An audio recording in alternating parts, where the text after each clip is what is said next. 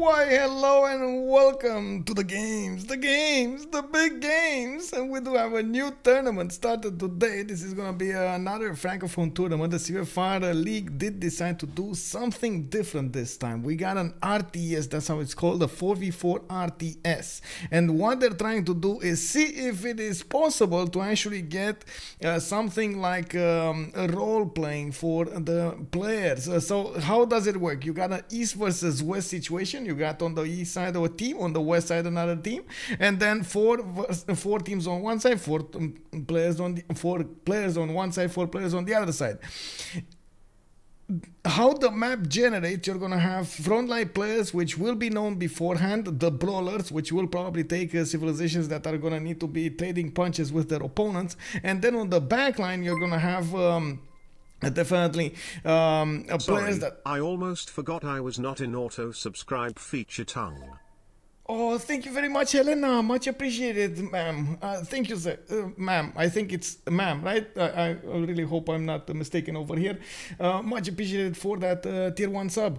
On the backside, we're definitely going to have Seamers that are going to try to get some gold for the team, some resources, going for the late game technologies and so on and so forth. This is going to be a new thing. I don't think at the moment the players did get some kind of... how to say, experience on it. So we're gonna have to walk through this one by one. We're gonna see turn by turn what's happening, and we're gonna see how the players adapt to this new situation. It looks like we do have, of course, only 3 maps available for this tournament, because the East versus West doesn't actually work on most maps. So we're gonna have the big maps chosen, Pangea or Highlands, and I believe 7 Seas is also gonna be one of those maps that is allowed in the tournament. Let me actually take a look over here really quickly, because I know they're doing it. So it's there we go. Map Pangea, voici les matchs du premier round de ce tournoi RTS. Vous avez qu'est-ce dimanche soir pour vos matches. And I think they actually, okay, so it's Continents, Pangea, and Continents, that's it. Continents and Pangea is going to be on the first one. I believe, there we go, we got a match number sunk. La Confiture Direl versus 16 Battleships, Pangea map, of course, with 2000 hours. Here it is. So, forced Pangea, but it is there. I don't want to say, of course, welcome everybody, and welcome sirs and the ma'ams. Salty Capybara, Helena, thank you very much for joining us. We got also the sirs in the house, Eddie Coffin, Ram Fifi, Spriti, good evening sirs. We got Ashcad 971, good evening sir. We got Feli, but are they coming from Brazil? Hello there sir. We got Zeox also, of course. I believe Zeox is actually from one of the teams, so I'm pretty sure he's not going to be hearing us. He's going to watch this afterwards, so I do have to of course, first of all, thank him for allowing me to stream this, and second of all, thank you for joining us. Nerendil, good evening, sir, and welcome. Itashki, good evening, sir. Legilamentos, hello there, and I do hope you do enjoy your work, and of course, it's how to say, you make step forwards, and so on and so forth. You advance, you learn stuff new, and you learn new stuff, and of course, get better and get good. Good evening, sir, and of course, definitely a pleasure to have you here. All the triangle, also looking forward to a great game indeed. Oh man, I can't stress enough how much I like the diversity in this, sir, and of course much appreciated for joining here. We did have something over there. Shandro22, it's definitely a fan of the jams, the confiture. I believe jam is confiture, if I'm not mistaken, but definitely we'll check that out later on. Maybe somebody from France does illuminate us on this one. Of course, good evening, sir, and welcome. Big Z 1992 picked up that first promotion. Last but not least, thank you very much, sir, for joining us. Flame Conquat, good evening, sir, and welcome. So coming back to the game here, we do have 6 civilizations taken out, or I should say leaders taken out. You can see Coupe didn't make it. We got Mali banned, Mapuche banned, Portugal banned, Zulu banned, and Spain banned in the first ban phase. It's the ban phase is the same as we got in the CWC, or we got used to in most of the games. It's 6 bans in the beginning, 3 each, and then we're gonna see 4 picks. It does look like Rikimaru is gonna go for Tomeris. Biscuit is gonna go for the new Movember Adzinga. That's of course the new and improved Ngao Mbebas, or how I like to say is the Mbubis are coming to snatch everybody from the map. We got Naix with Saladin. Ooh, I'm not sure if this is a good one actually. Saladin on this map. Yeah, I don't know about this one. I guess it does have a lot of potential. I'm just not sure it will outshine everybody around him. It does tend to not have gold, so you do need to make gold for him. Maybe Zinga will do it. We got Oide also going for England Victoria, and of course we do need to see what's gonna happen afterwards. Also, Direl sounds like Cranberry. Oh, Canberry. Wait, it's Canberry or Cranberry. Also, they're gonna put Estes hat on. Damori, good evening, sir. Oh man, I'm not sure if that's the guru hat, by the way. Show team who is in this tournament. You mean you want me to show you the teams that are in the tournament over here? We do have quite a few ones. What is it? Inscription. Okay, there we go. So we do have really quickly Les Ornithopentes. I don't know what this is, but I guess they are the ornithorynx. We got Les Orphelins, the Carmelides. Okay, we do have BP in your area. Is this like Is this actually the BP gas station or something? Finax is Crash, of course it is what it is. Sumer Rangers, BBS by Ben Scout. We got La Confiture d'Irel, some random Irel guys. We got Lefront de Garni with Firsos. I guess this is Barking Gang plus a few players, including Legion Asticos. Freditos de la Vega, the brothers of Vega, Ulas going over there. We got M Sus. I'm not sure what M means, but I guess you're gonna tell me at some point. Shah Special Battleships, of course, coming up over here. And we got a second team by Ben Settler, this time with BBS2, of course, FKDN leading it. Dissolution coming up with GFMA. Propi Free Sim Hack coming up over here. Of course, this is basically a, I would say, a meme, not anything actually. Blackpink. Oh, BP is Blackpink. Okay, got it. Waiting for Saladin UU timing attack. Wait a second. He's actually gonna try the Mamluks. Okay, well, we'll see. Mamluks with Mbubis. I mean, that does sound really great. We got over here Khmer in the 7th ban. Looks like also Norway picked up in the 8th. Russia is going to be taken out in the 9th, and then Cree makes it as the 10th civilization banned. Oh man, oh bro, Damori, are you still here? Should I put on the hat? Should I not put on the hat? It kind of feels like that hat is kind of weird, I gotta say. It's not one of those hats that you really like. You want to go with it at a party, but you don't really want to stream in it. You know what I mean? Ornitho Painter. Oh, Painter. Oh, I see. It's like, okay, I got it. Hungary is also dangerous on this map, or is it? Well, I guess it's with a brush over there. The Digger hat is cool. Well, man, I'm gonna have to do this at some point. I'm gonna definitely have to put up some things over here so you guys can get to choose what kind of hat I do it. Maybe I'm gonna do it on my Discord. Like, you know what kind of hat should I take?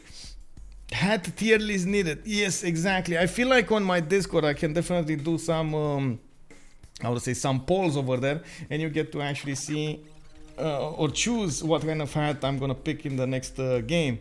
That sounds like an interesting interaction that we can have over here.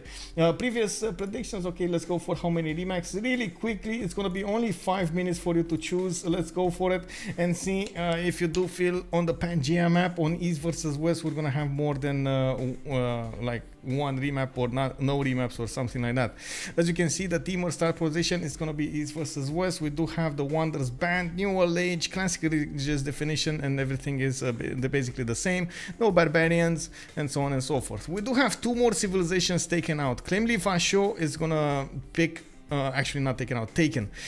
It's gonna pick Eleanor of Aquitaine. That's the English how to say the English persona. Reaper is gonna go for Alexander Macedon. Oh my god, he's gonna rip through somebody. And Zeyux is gonna go for Rome. So on one team we got Rome, Alexander, Victoria, and then Tomidis. Definitely brawlers over here with how to say wait, no, it's 2 brawlers with 1 gold generator and 1 simmer, and then we got on the other side 1 brawler. I would definitely say this is a simmer Saladin. Eleanor of Aquitaine is a gold generator. It's on the coast over there, and then boom, we got Gandhi. Interesting that they didn't go for something like Chandragupta. I was actually expecting between the 2 Indias, I was definitely expecting Chandragupta to be the one being picked. Let's don't forget to turn off tournament draft. Thank you. Congo is more of a simmer. Yes, I would definitely say so. You could, well, I guess you could get both with it, Movemba, Zinga.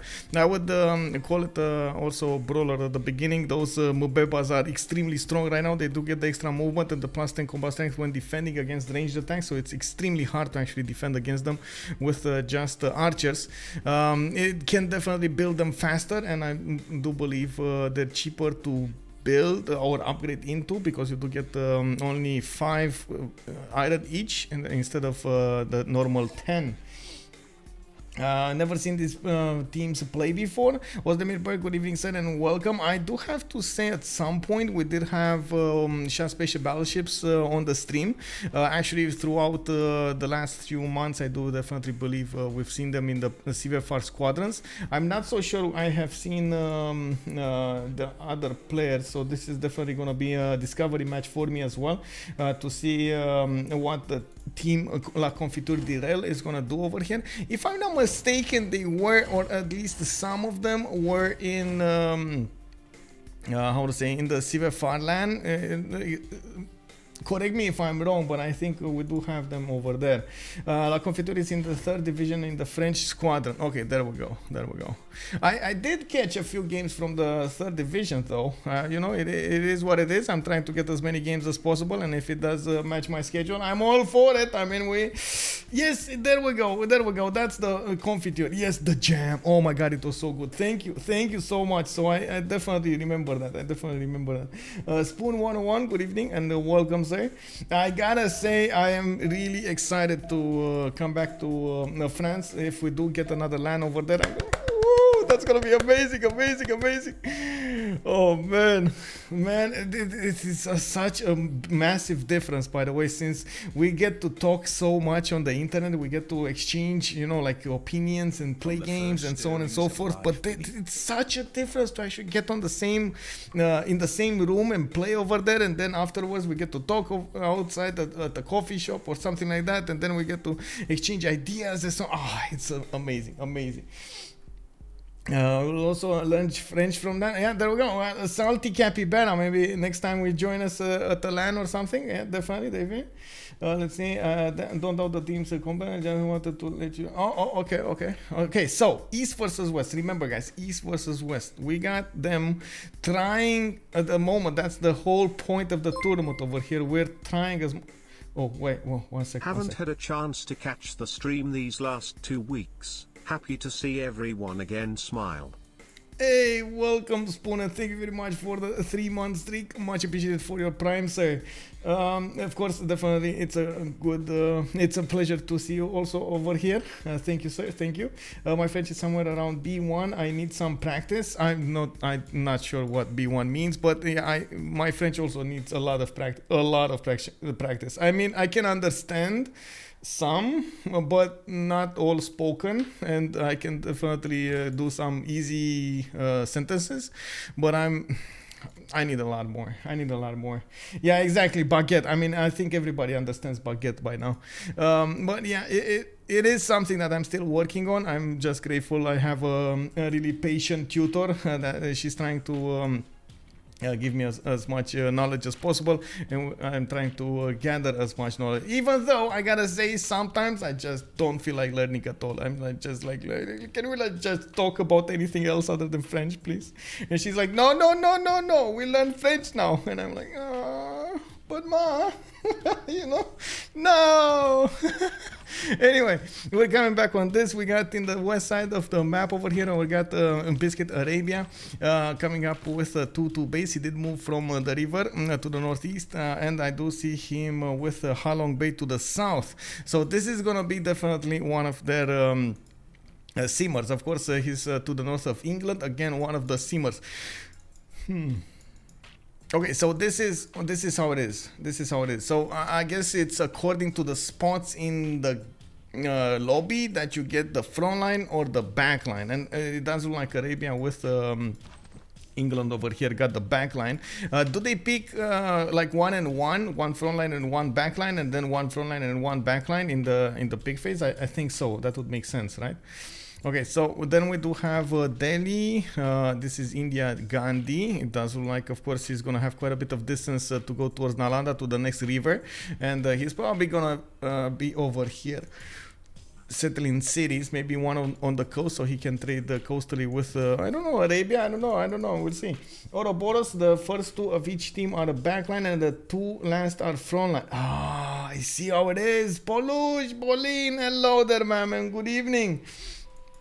Thank you for joining. Turtle with pigs on the shell on Pangea. Maybe, you know what? I'm seeing a little dinosaur that's on its back.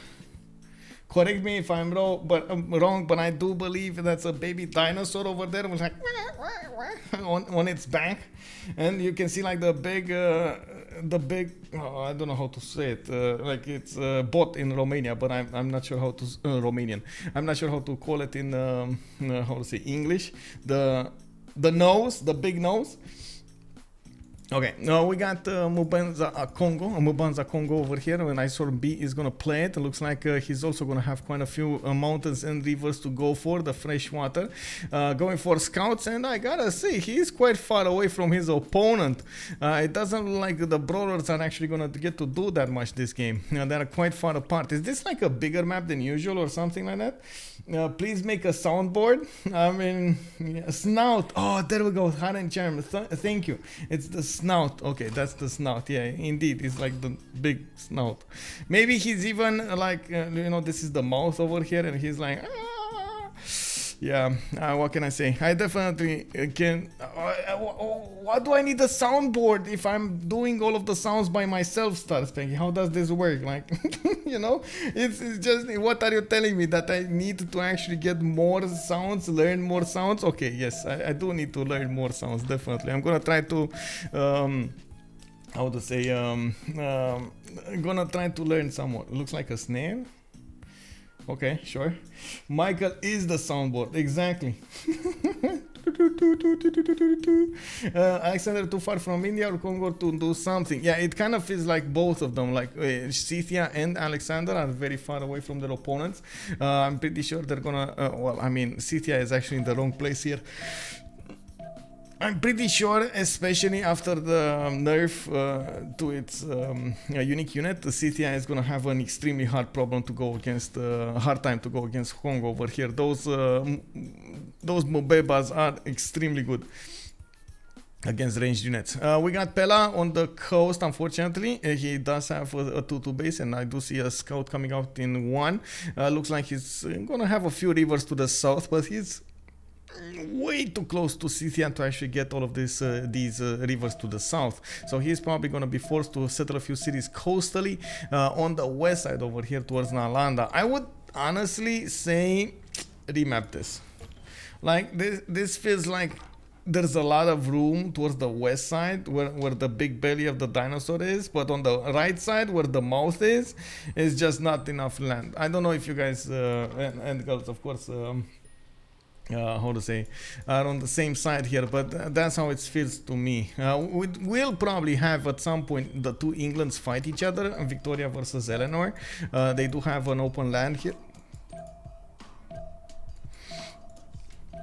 A soundboard with your sounds, and we redeem points for random sounds to play over the stream. Wait, you do have something like that. Wait, just imagine you're talking and someone redeems a random sound and you start hearing do do do do do do do do. Wait, I do have that. There is that in the, like in the redeem points you get like the how to say the sounds. You see the bro, you see the ba, the sheep sound, the sad trumpet, slow down, and nuclear launch. And all of those are actually sounds that you can play on the stream, by the way. Let's see, a pop. Let's see a pop. I'm gonna redeem a pop here. Yeah, you see? Pop! You see? But I can do it with my own mouth, yeah. Yeah, that's it, you see? Easy peasy, bro. Yeah, it is actually an East versus West tournament. Yes, it is. If they stick with this map, Victoria but having, yeah, I mean, that's the point, right? You have to use them properly. Okay, just can you add the name of the team and change the name of the map, please? Yes, sir, I can definitely do that. I'm just waiting for turn 8 to see if they're actually gonna keep this.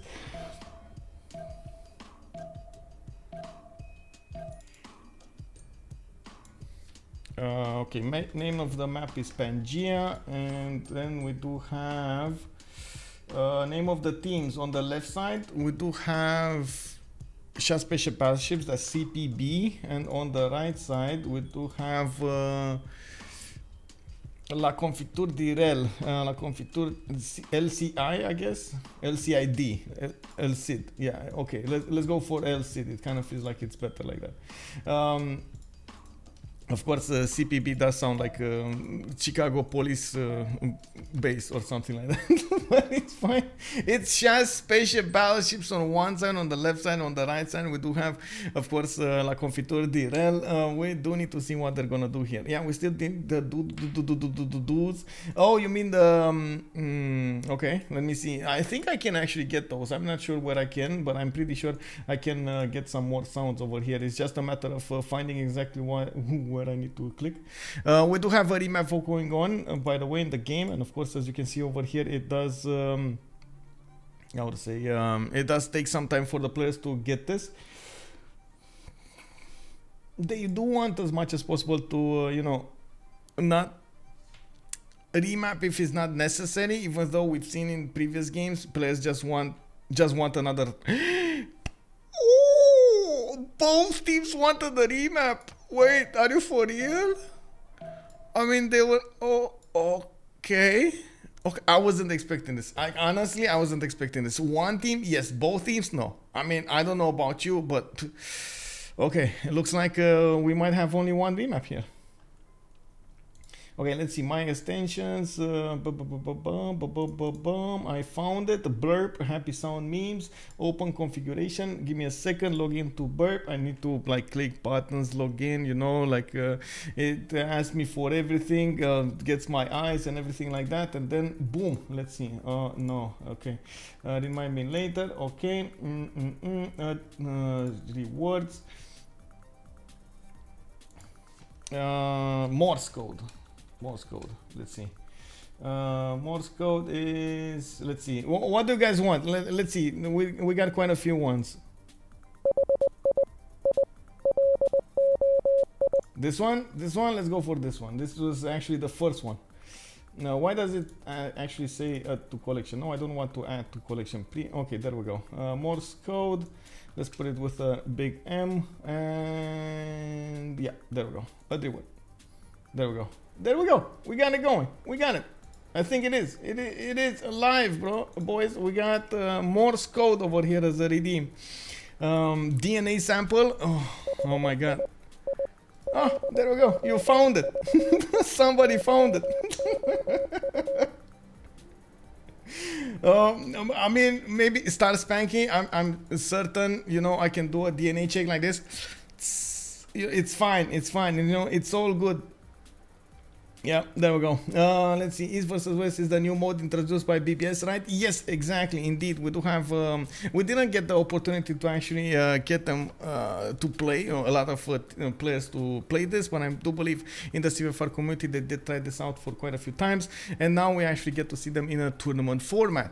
Of course, the idea is just like in other games that you have like frontline players, you have backline players, and so on and so forth that do have like different roles that they actually get from the beginning. You get to choose civilizations according to the role and not be forced to actually go for civilizations that are more adaptable, I guess, to every situation, flexible, I would say. You have different choices to go for. Interesting to see, of course, how this will play out.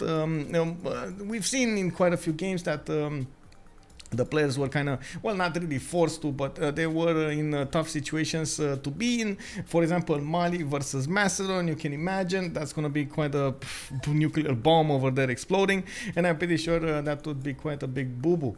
That's the thing over here. The one that you make with the I know, exactly, right? It's much better. I do a much better impression of the Morse code than you can actually hear it, right? This time two people are doing kickboxing, and the right one is putting his leg on the face of the left one for the oh no, oh man, this you know what this reminds me of? Do you know the meme with the two children that are fighting each other? Let me actually see if I can put a meme over here in the off topic. Let me see. GIF fight. Oh man, yeah, this. Let me see. Where is this? Where is it?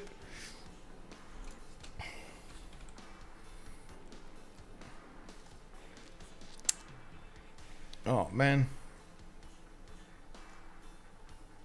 there's no more meme like that. Oh my god, new memes. Oh no, I found it. Okay, this is it. This is it, boys. We got this. This reminds me of this. You know this meme? It's the biggest meme of all. Ha ha ha ha ha ha ha ha ha ha ha.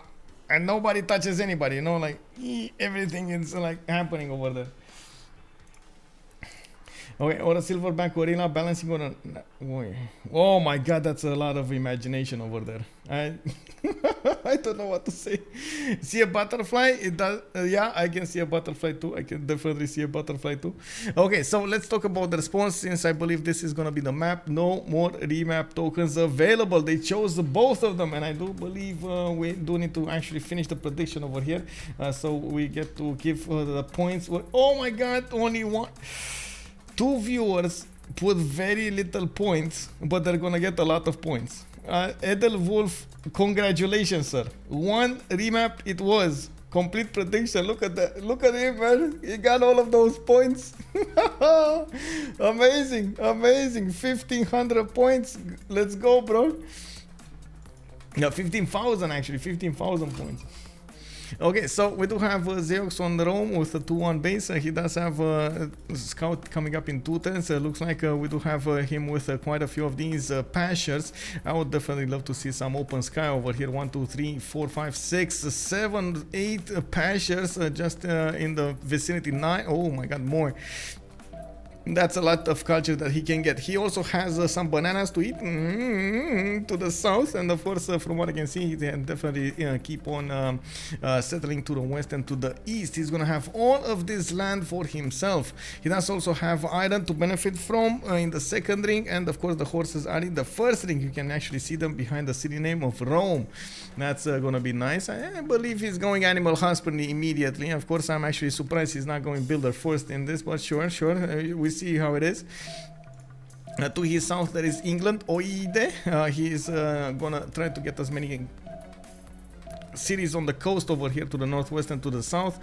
He's now gonna get some scouts out to finish up what's happening near his land, and I do believe he actually went for the bananas and the sheep so he can grow a bit faster.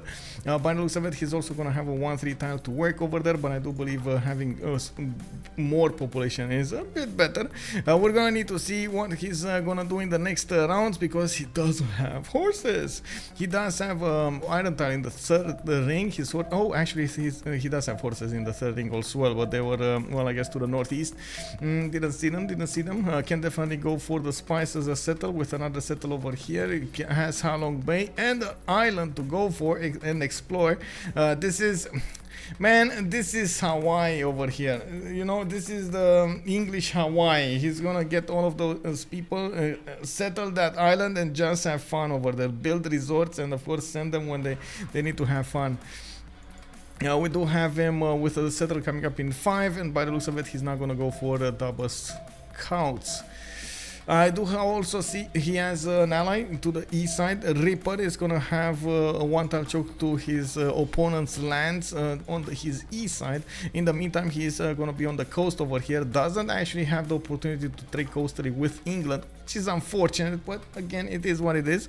He is gonna need to actually get quite a few cities over here on the rivers, on the fresh water. I believe he shouldn't be staying in the coast, but I do really like the reef fish tiles he has. The problem is, usually that's the last thing you're gonna do with Macedon and go builder first into fishing, because you don't want your encampment, you don't want your basilico page, you want everything else other than this.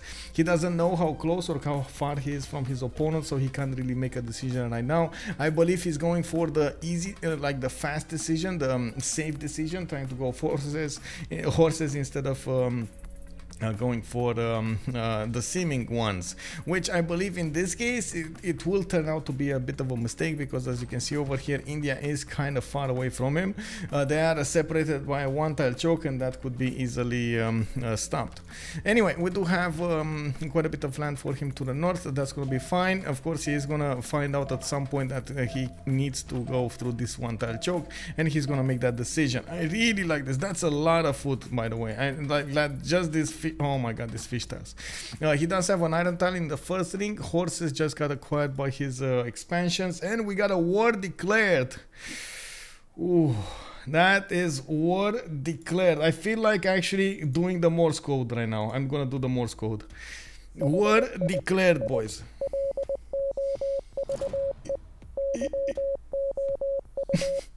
If you guys played what was it? There was a game that actually had this when Hearts of Iron. This is exactly how that feels, you know. Hearts of Iron, whenever you received a message, a word declaration or something like that, it was Morse code over there.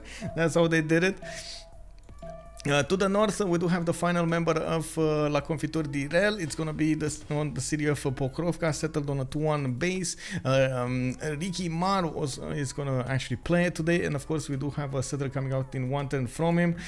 We do have iron tiles over here, and it looks like there is a horse tile also to the south of Pokrovka. Wait, unlimited points? Oh no, you caught me. Benjamin, a big con about that is producing too many units. Also, wait, I feel like I will lose the city to kill the canal city. Who will win us? Wait, what? Oh, you mean over here? Yeah, that could be interesting to see if he's ever gonna do that. Irish would deny, but it's island. Okay, is the English island the same continent? No. He should. Oh my God, look at this triple continent split on England, by the way. We do have one city that he could settle over here, and one city that he could settle on Zealandia. That's 2 extra trade routes. Woo! Very nice over there. Yes, yes. Did you redeem yourself a VIP? I did not. I'm not the VIP of my stream. No, sir. Pessoa Benja, what can I say, man? What can I say? I'm gonna try to do better. I'm sorry. We got another setter coming up in 11 from Pokrovka. Looks like, of course, Ricky Mar over here is trying to expand to the west side, actually, or to the south. I'm actually curious. It would have been better to actually go over here somewhere, or even on the cotton tile, but I guess it is what it is. He does have to contend this space with Congo, and as you can see, there will be war between the two of them. They have been doing some kind of shots over here. The warrior of Congo is kind of banged up, so maybe that was a scout that he managed to take out over here from Scythia. Of course, I do wanna definitely, I really want to see the matchup over here between these two. Congo's unique unit versus the Saka Horse Archer. Oh my god, I just remember how that unit name is. I really want to see this. The Temple of Artemis will be prioritized by both teams. Yeah, that may be it. In the city of Pokrovka, we do have horses to the south. We got an iron tile also to the southeast. It looks like, of course, he's actually, what is he? Is he working a rice tile? Oh my god, he's working a rice tile. You can see he's not actually producing the settler fast enough, and that is because he's working on only food tile with no production. Usually the players do prefer to go for like 2 2s or 3 1s and 1 3s or something like that, so they do get the production. Faster cities means faster faster production means faster districts, means faster a lot of other things, stats and so on and so forth. So you do get a very good tempo increase from that. You have to be really careful how you plan that out. Looks like the final destination of Scythia's settler is going to be probably the cattle tile over here. He's not going to go for the 2-1 base and get that how to say free amenity for him. Usually that's a preferred choice for the players. He could have actually gotten 3 of them, settle on the honey, settle on the gypsum, settle on the cotton, and doesn't actually need to improve them. And oh, there we go. Okay, I like this. Ricky, you're doing it, bro. You're doing it. Oh, he's going for the gypsum. It's fine. We got also Iceworm B. Now we're gonna talk about CPB. This is the other team. This is one of the frontline players. We got Congo over here to the north of India, and as you can see, Congo does have a 2-2 base. He also has 2 reefs in the capital, in the whatever it is here. Is this a lake? This is a lake. He has a reef in a lake. Wait, how does this work? Is this real life? We do have fish tile over here, 3-1-1, and of course he could improve it, but at the moment he's more interested in doing anything else. He could go and get a city on the Delicate Arch, which will give him some gold points and of course some faith points. Easy peasy Pantheon over here for him, which would mean he doesn't actually need to go for his God King card, the +1 gold, +1 faith. He could go for the extra production, which does matter quite a bit. Instead, what he is gonna do is try to get a city as fast as possible towards the Scythia, and you can see he is he's going over here towards the west side. He also has Muscat that he could relatively easily kill, and try to get a forward station, a forward operating base to work on Scythia over here. Definitely we do need to see if they're gonna get some relics over here. Relics are extremely important for Congo. Usually there's a different kind of approach to Congo. So you can go 3 ways with Congo. It's either you're gonna go for the war, you're gonna go in Camuts, you're gonna go Mobubis, you're gonna go against your opponent, 3-4 cities and bam, or you're gonna go the theater way. You're gonna try to open up with how to say not encampment, government plaza with theater squares. You go for your oracle, and then you try to get as much as possible those the first books, because you have so many slots in your city. It does mean you get a lot of culture. The third way, and usually the most preferred way, is to go for merchants, early merchants. You do get the commercials, you do get again oracle, because it does matter quite a bit. It multiplies really fast, Pingala double and so on and so forth, and you do manage to get a lot of an extreme amount of merchants very quickly. Get the trade routes going and so on and so forth, and of course with that you get quite a few advantages, work those internals and so on. I do have to see how this will develop, what kind of strategy Congo here is going to go for. Later on in the game, he's going to get some free relics also from his government plaza buildings and so on, and of course we're going to need to check that number out. He does have access to iron to the north. He does have access to a horse tile also to the northeast. We didn't actually get to talk that much about Congo that many times on the stream here, but I do have to point out it does have a lot of bonuses, quite a few bonuses. Extremely.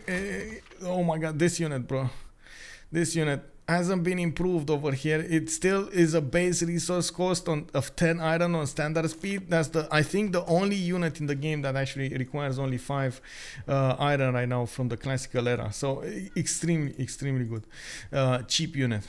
Now we do have to the south India another brawler from CPB. The city of Mumbai is going to go for holy sites. I see Delhi already built one.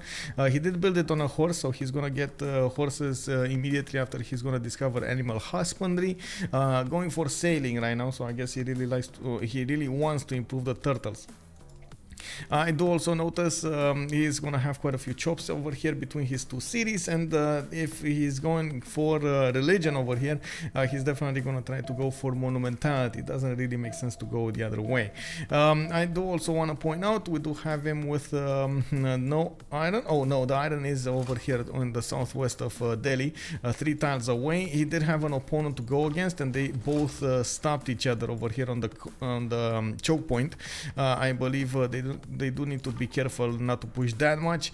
That Indian warrior is in how to say, marshes over here, and the Macedonian scout is just sitting. Definitely they cannot push through each other. We're gonna see what that will develop into. A bit surprising, Chalkidiki got settled so far away, by the way. I'm actually very surprised about this. Okay, sure, interesting. Honestly, I would have expected even the Tundra to the east side to be a choice rather than this city over here. It is forgettable? Oh well. Anyway, coming back on this, Mumbai definitely hasn't actually picked up his pantheon yet. We're gonna see, according to his pantheon, what his choice is gonna be like.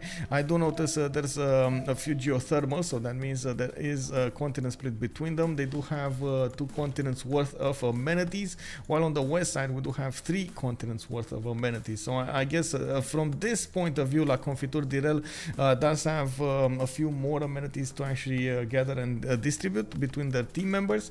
I think that's the correct word, right? Distribute. Anyway, yeah, I don't know why it sounds like a knock on wood or something. It sounds really bad. Delicate Arch looks like a piece of cheese. KW, hello there, Fluffy Dragonfly. Good evening, sir. Congo going for the Temenangi City. That's a good one. I'm actually curious. Yeah, I mean, he could go for it. He could go for it. Definitely could go for it. I do also see Klimdi Fashu is scouting for him towards the Muscat, and of course the settler is going for the cattle tile over here. Definitely, that's gonna be a stepping stone towards taking the city of Muscat over. Let's see on Arabia. We do have him with 2 settlers, one to the north, one to the west. One is going to get those spices to the southwest, and he's of course producing one of those. Oh, relic. Oh my god. Oh my god, he got a relic. This is gonna be at least 2 relic Congo from the beginning. So, Casket of the Evangelist. Oh man, oh, this is gonna be great. Does it say it anywhere? You do get relics. Let's see. All no. Wait, +1 for relic. No, where is it? There's a somewhere. Movemba Zinga maybe. It doesn't say when it receives a relic, but I do believe it was on the buildings, like Gavron Plaza buildings. Anyway, we're gonna see. We're gonna see what that will be like. Now we do have, of course, over here Holy Site project started from Arabia. He does have iron to the northeast. His sources are going to be 3 times to the south over here of Cairo. He did, of course, acquire the spice tile and put down one of these holy sites. These will be very good sites for campuses. I'm actually quite surprised about the placement of these holy sites. Just to say it, why I'm surprised, the position of this should have been a bit different, I believe. This one, the holy site that you see over here, should have been over here on the 1-2 hill, and he should have gotten actually another holy site either over here or I would say over here on the 1-2. So that would mean his holy sites are going to be, his campuses are going to be hit by multiple holy sites. That's usually why you put them like this. It also opens up the way that you get another city over here on the Crater Lake, and you can buy these tiles, 3 tiles out, and get another holy site with another bonus towards your campus. So you get like multiple ones hitting one, multiple holy sites hitting campuses. Anyway, I guess that's one thing that we're definitely going to need to keep on watching. What will be the priority over here for IS1B, not for Biscuit actually. He could definitely place another holy site over here and get campuses going between his other holy sites, but he's not going to benefit from the mountains that much. It's fine, you know, it can be done. +2 food, +2 production, +4 gold. It was the first line, and then he will get a third one with the Gavron Plaza building. Okay, there we go. There we go. That's what I was remembering. Wait, what first line? Was there a first line? May not build. That's not the first line here. Oh no. I know the bonus of the relic. I don't know exactly what it says that you get the relics from the Gavron Plaza buildings. And I'm actually curious if you get it from the Gavron Plaza itself, the district, because I believe at some point there was this and then it got taken out, but I don't remember properly. And he will get a someone with the okay, yeah. So, okay, on the coast, I see Arabia getting some fish tanks. He definitely wants some food to go with all of that plains hill. There was a bit of a change up in this as well. We do have now the water mills that do give you the extra production towards farms, if I'm not mistaken. So we will definitely need to see how that will affect players. There we go, farms gain +1 production. We'll definitely need to see how this will change up the meta of the players. I do see Cairo did settle on a 2-3 base, and that is a deer tile. Amazing placement for his city. Moksha going in 1 turn, and he's going for his shrines over here. Did pick up River Goddess as a pantheon, and of course going for his 3rd holy site over here from the city of Mecca. Moving forward, we do have England with already 3 cities. It does look like he has, oh my god, the Cliffs of Dover. Ooh-wee. I believe this actual wonder in real life, is it in England? I believe it's in England, right? The Cliffs of Dover. Let me actually take a look over here. I believe I saw it in a movie, and then I was like, wow, I get to see stuff from a movie in real and play it in the game. That's so cool, bro. That's so cool. Let me actually take a look over here. What was it? There we go. This Southeast England on the channel. Yeah, there we go. The Cliffs of Dover. You can actually see it over here on in real life, in pictures. Amazing place, by the way. Amazing place. Of course, he is gonna get some extra culture in the game. He's gonna get some extra gold. We do see him going for builders. Probably does want to improve those fish towns, and since he did start to get some boats out, he's gonna try to go against the city of Anshan. At the moment, the city of Anshan is preparing defenses, getting some archers out, getting some warriors. I think Anshan is definitely reading England, seeing the writing on the wall. He's like, oh, this Eleanor settled next to me. I need to build some defense. Of course, it would be lovely to actually see a boat in there, and you can imagine the face of Naix when he's gonna be faced by boats from Anshan, archers on the ready on the coast over there, and maybe a catapult. Oh my god, you can imagine the horror. The horror. You can even see a flicker in the eyes over there, burning. The horror. They look like salt. I will make it my goal to... Oh, whoa. Whoa, that sounds extremely personal, Star Spanky. Extremely personal. I don't know, man. And vivid. There is another thing not to forget with Congo. He has the founder bonus of his main religion. Imagine if India takes intercultural dialogue and convert Congo. Yes, exactly. Can't undersell Eleanor's warrior queen. She was the mother of Richard the Lionheart. Even, yeah, exactly. I mean, Eleanor over here is gonna be a little beast in the game. We do need to see him first get the goal going. I do see going for his Royal Navy dockyards. For the city of London, he's going for Magnus internals, and of course his coast is not gonna be that giving. I gotta say, he has another city here to the south and a few cities to the northeast. I guess he definitely needs Anshan. He does have a few cities inland, so I guess he's gonna try to get some here. One island. I guess this is what is this? An island. Let's see. What is a 2-tile island? Referencing something from real life. Is this Midway? Can we call it Midway? Isle or right? Okay, I mean, I can understand why one would like salt. Yeah, Island and Man. Okay, we call it the Island of Man over here. We got so much fish and crabs next to it. The Island of Man. No, Hawaii is this one. We get Big Boy Hawaii over here. This one, I named it. I got first dibs on this. I do have to say, this looks like an amazing place for a lot of, how to say, tourism to generate, get some R&R, rest and recreation over here, and try to be one with the nature. It's so close to the mainland. Yeah, this one is island. I don't know about that. The little one is Jersey. Oh, now we're talking. Island of Man, even called Jersey. Okay, got it. Anyway, coming back on the game over here, since we did see everything, we do need to check out what the pantheons are on each of the players, and then we're gonna definitely try to put up that prediction on. We got a scout of Congo being beaten up over here to the south of Rome. You can see those slingers are nailing the Iceborne B scout. Next to those mountains on the banana, he's trying, can you imagine, he's trying to dodge through the banana trees, and there are stones flying through the air over there, and of course there are some bananas hitting him from up high, and he's like running over. Oh my god, the image, just the image, the horror. Yeah, and he's like slipping because he's hitting the banana peels. Oh man, oh man. Anyway, we do have Rome over here trying to get his sim done. He did manage to get quite a few pastures improved. He does have 2 builders going for it, and building a 3rd one, and going for settlers.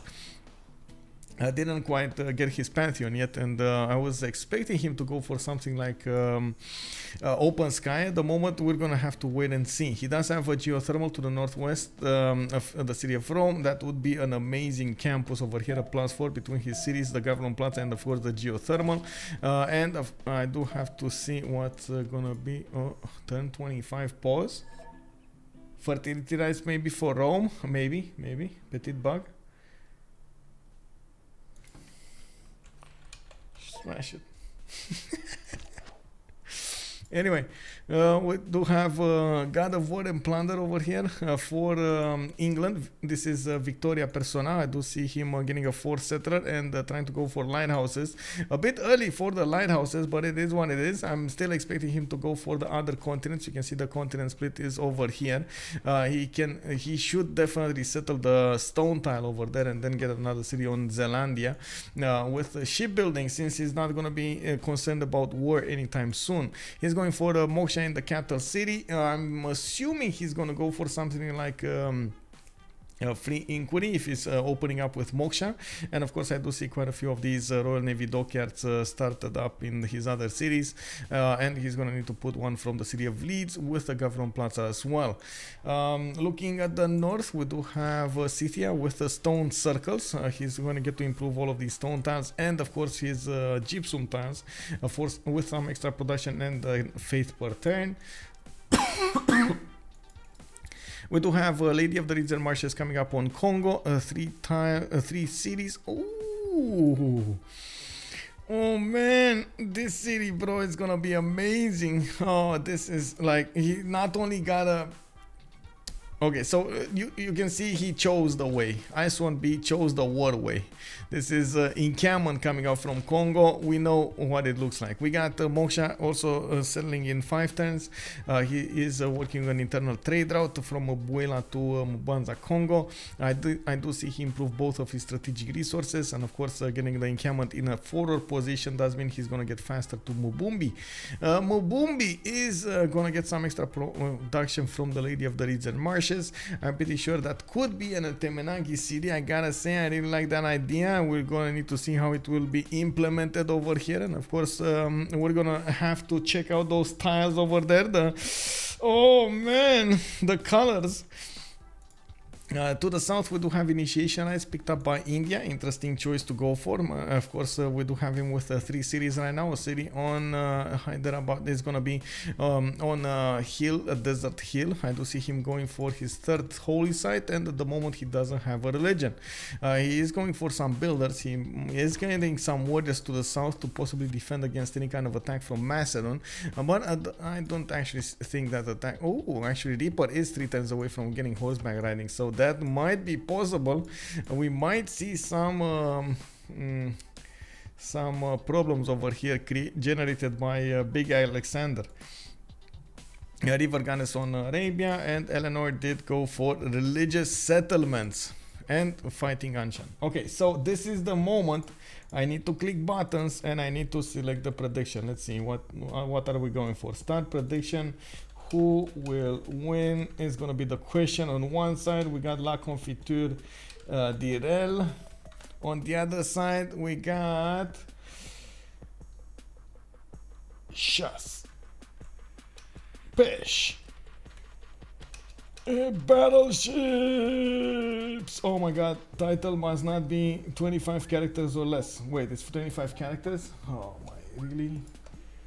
Can I make it smaller? Shall space battleships? Okay, I can do it like this.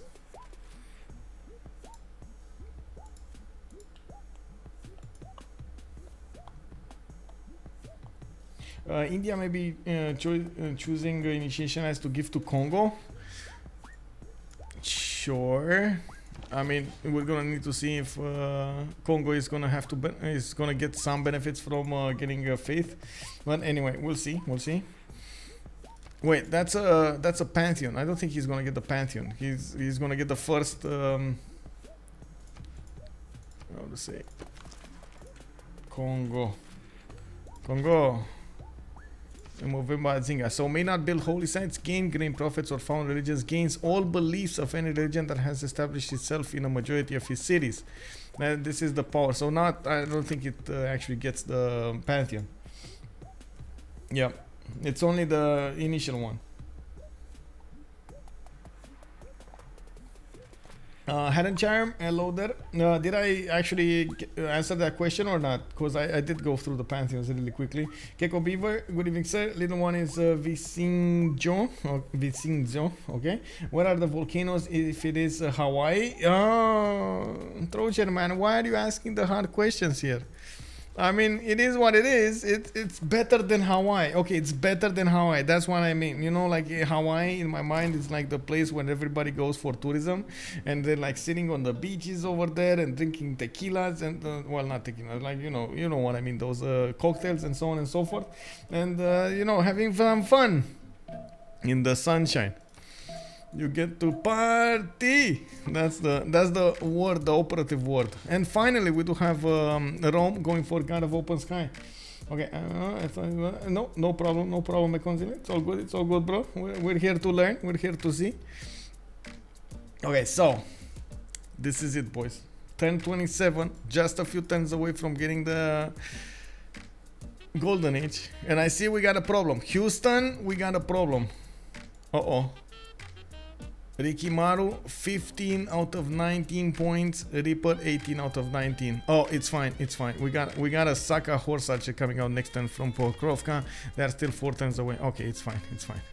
Moksha establishing in the city center. We got horses coming out from Pazirik. The moment Congo does not actually have a defensive unit over here instead of like a stronger unit, he only has a warrior. I do believe he's definitely going to need a stronger one to go for here.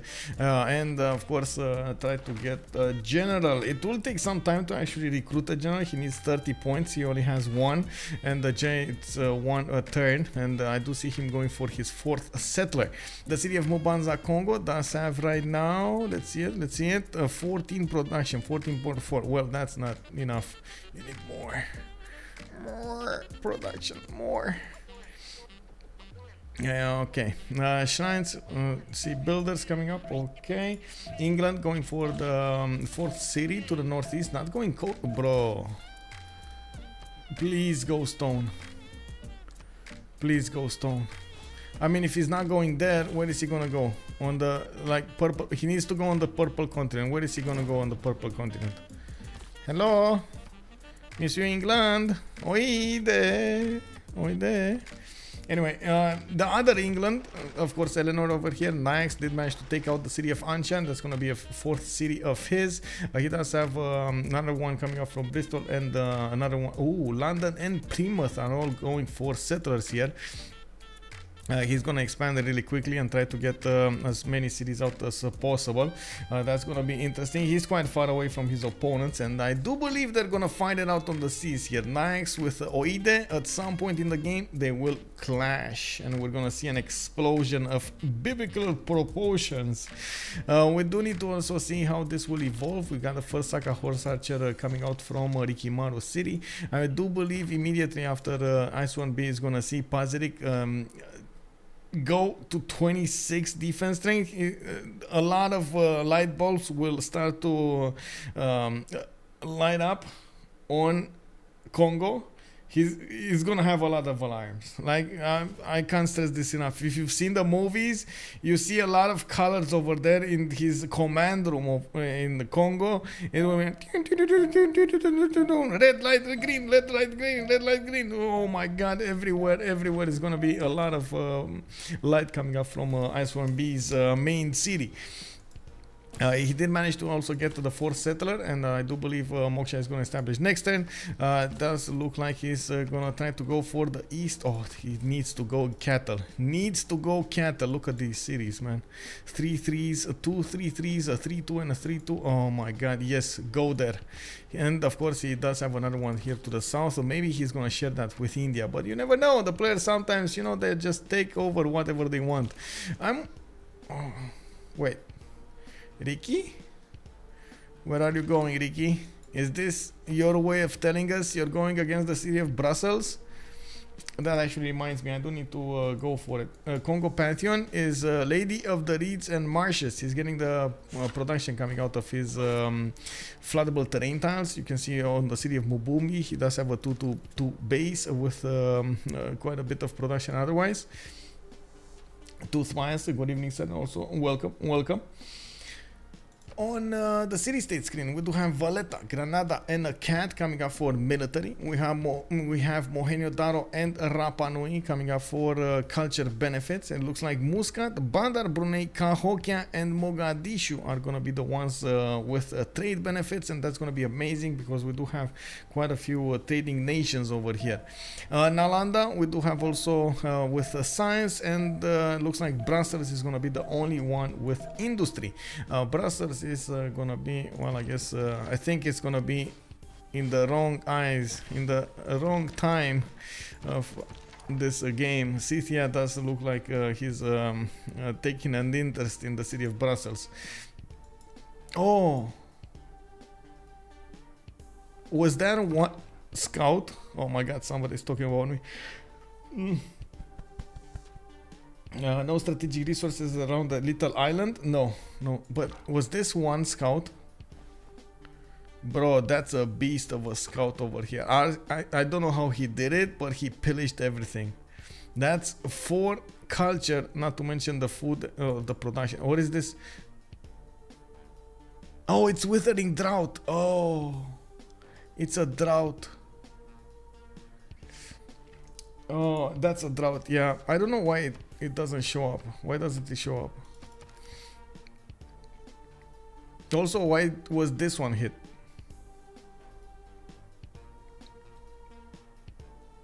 Oh, okay. It's on the Government Plaza as well. Yeah, that is quite bad. I gotta say, you need to build a bath as soon as possible in the city of Rome. Really need to build a bath. In Ostia also. Well, the good thing is Rome can definitely mitigate this. What can I say? Press X to drought. Yeah, this one was pillaged. I don't see any of them pillaged actually.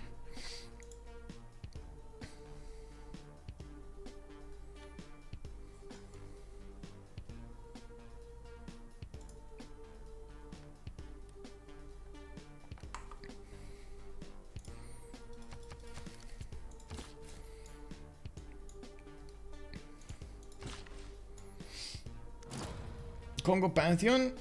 Wait, didn't I answer that? It's Lady of the Reeds and Marshes, sir. I feel like I'm repeating myself here. Anyway, Iceborne did put up Etemenaki over here. Code Freak Daddy, thank you very much for the follow, sir, and welcome. Etemenaki is starting to be built in Mubumbi. I do have to say, Scythia over here doesn't actually want to pressure Congo, and Iceborne does notice this. He is gonna try to get some advantages from the from the piece that he's gonna have. I'm a bit surprised that he is taking his time to build his units. We do have him at the moment going for, let me see, irrigation and political philosophy. I do see him having the option to upgrade his Nagao Mubebas, and of course you do see the required 5 iron and the 75 gold. We're gonna definitely need to see how he's gonna fare about this. Those are expensive units to upgrade into, but you can hard build them relatively easily from your capital city. especially if you do have multiple great works, multiple relics, I should say. Okay, so and that's I think how to say, mystery solved over here on the city of Congo. We don't see the second great work, the second relic, so that he's not gonna get the relic from his government plots. A bit surprising that he's going for an extra settler, but it's fine. We're gonna need to see him getting that. Ooh, Valletta trolling him. Valletta keeping that space on the cattle tile. Can you imagine if Valletta's being soothed over here by anybody? That's gonna be so cool. Yeah, we do have India getting a semicircle to defend against the possible attack from Macedon. While Macedon is getting some heteroids out, I'm not so sure he's going to be interested in pushing that one tile choke. I'm pretty sure he sees this, and of course we do need to see when India is going to get maybe at least one of those Vados over here, so he can put a -5 on the hetero and of course allow him to defend this one tile choke. We do have more holy sites coming up from Delhi, and I do see he's not that in a hurry to actually get a great prophet. I do believe we did have the first religion in the game on Arabia. We do have Judaism, and that's going to be feed the world with a pilgrimage on Arabia. He's going to try to get as much food as possible from the shrines, a good one, and of course as much faith as well from the second one, from the shrines. So we're going to need to see what he's going to do over here. Looks like he's really quickly going to try to extend his religion into his allies. You do have to remember Arabia does get some bonuses whenever he's extending his religion into his into foreign cities. You can see the +1 science for each foreign city following Arabia's religion. Well, it can turn out to be quite an important number, especially if you have multiple allies that need to be converted. Ooh. 30 seconds in Romanian, the Loon 75. Ooh, okay. Had to national wavy shaky outside on vacation in Italy. Oh, I hope you're gonna have an amazing time there. What you gonna do when the cops are gonna come for you? Well, I don't know. That's a good one. He has 5 space in his palace. Yes, exactly. He does have 5 spaces, but he does only get the bonuses from relics and the sculptures, if I'm not mistaken. So you have to be careful what you fill those spaces with, because you might end up not actually having space when you need one. Okay, so 30 seconds in Romanian. Man, do I have to actually talk in Romanian right now? Okay, let's do this. So în acest joc o să avem un război între vest și est. O să vedem cum aceste echipe o să se adapteze la noul stil de joc. După cum vedeți în partea stângă a hărții, în partea de est, în partea de vest, o să avem echipa denumită Gemul, Irelevant, iar în partea de est o să fie pești cu special barrier. What is this? Oh yeah, how to say? Peștele, vânatul și distrugătoarele. Well, what can I say? I guess that sums up the 30 seconds in Romanian. I'm sorry. That wasn't my best performance in Romanian, I gotta say. He later built Mount St. Michael and St. Basil. Yeah, that was only 25 seconds. Oh no. Well, bine. Pot să mai zic că deja Congo se pregătește pentru război împotriva Scythiei și, după cum vedeți aici, începe să taie câțiva copaci ca să pară să construiască unitățile lui speciale, Ngao Mubebas. Ok, that's it. I got it next 5 seconds. We got it. Okay. Okay. He's just randomly talking knitted socks from his grandma. Yes, exactly. I'm talking about knitted socks. So basically what I said, we got this game going on with the left team and the right team. On the left team, we're going to see, of course, the west team coming up with Confiturel. On the right team, we do have special battleships. It took me a while to actually translate from French into English, from English into Romanian, exactly what special battleships means, because I totally forgot they're called fishing, hunting, and of course battleships. And I kind of messed that up. I'm not sure if we do have a battleship word in Romanian? Navă capitală, I guess. But let me see. Battleship.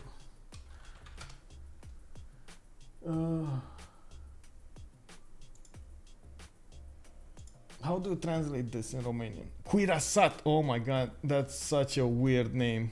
So yeah, I wasn't expecting this, by the way. Battleship means Cuirasat in Romanian. Okay, why is Congo going for someone who isn't in Mubemba's range? I don't know. I am expecting him to take over the city of Muscat. I don't know why he's not taking over the city of Muscat, though. That would create a possible trade route to India, and of course that would be amazing. Another city-state got destroyed, and of course we do see 4 cities settled by Macedon. I don't want to see what got destroyed over here. No, not this. England, not this. We do have, okay, still this. Oh, I see. Brussels got taken out. Saka Horsaches, we got Scythia doing his best to take over that city, and of course got a builder from it, a 3-charge builder that's going to allow him to re-improve this land, repair it, and get it going. I'm now seeing camels coming up from both Pokrovka and Pazyryk. He's going to try to get his general soon. Of course, Congo still didn't get one. He's on 1 great general points a turn, and it looks like it takes him a while to go through them. You do see that he's 3 turning those Mubebas from his capital city. He doesn't have the 2nd relic yet, and by the looks of it, he didn't improve his land that nicely. He actually didn't improve anything other than his strategic resources. I'm pretty sure he would need some extra production over here, not to mention some food. We do have Pingala going into the city of Mobuila, where he's also building up a commercial center. He does have a campus. I'm a bit surprised about this choice of getting the campus here instead of putting... Oh wait, that's from Mobuila, right? That is from Mobuila. Okay, that I like this. I like this. By the way, he did put it from the city on the west side, so he's getting a +3 over there, while he's gonna get another one over here on the wheat tile. Definitely with Temenanki coming up from Mobumbi, he's gonna get some more science. If you take a look over here, we do have the classical era started right now, and we're going to need to take a look from the west to, from the left to the right, what kind of bonuses they picked up. And we do have ISOMB with a Pen Bash and Voice Golden Age. He's gonna get the extra culture and the gold coming up from each of his districts. Clemly Fashu on Indian Empire, a Monumentality Golden Age. She's generating only 24 faith a turn. Definitely has a lot more to catch up. 7 science with 18 culture. Not a lot, but he's getting a Varo out, and I'm pretty sure he's gonna try to defend himself against the Hetorays that are coming against him. You can see the Hetorays actually are 36 damage against their warriors 31.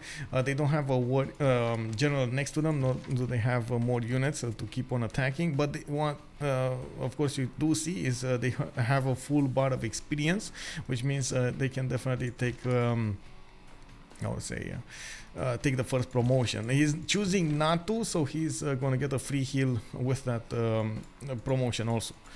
We do have ODS Chamber chosen as the specializing building in the city of Delhi, and I do see, of course, Clemmy Fashu over here is starting to expand a little bit. We do have Naix with Eleanor of Aquitaine with a Pen, Bash and Voice Golden Age. She's going for lighthouses. Okay, interesting. Going for Moksha and Bristol. I do see Anshan also with Royal Navy dockyards. Actually, Royal Navy dockyards everywhere. 37 gold a turn, 58 production over here for Naix. We do have him going for another builder from the city of London. He does have 2D fish tiles improved, and when he's going to get those extra traders, he's going to try to connect all of those other cities with his capital. He did go for religious settlements, so he's getting very, very fast settlers out, and as you can see, it is mattering.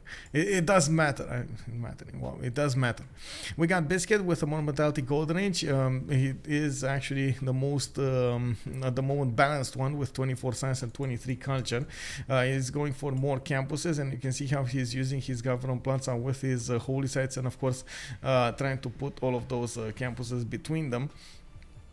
Has another holy site coming out from Baghdad, and you can see how he's trying to make the most out of all of these placements. I'm pretty sure from the city of Sana he's gonna get another campus over here.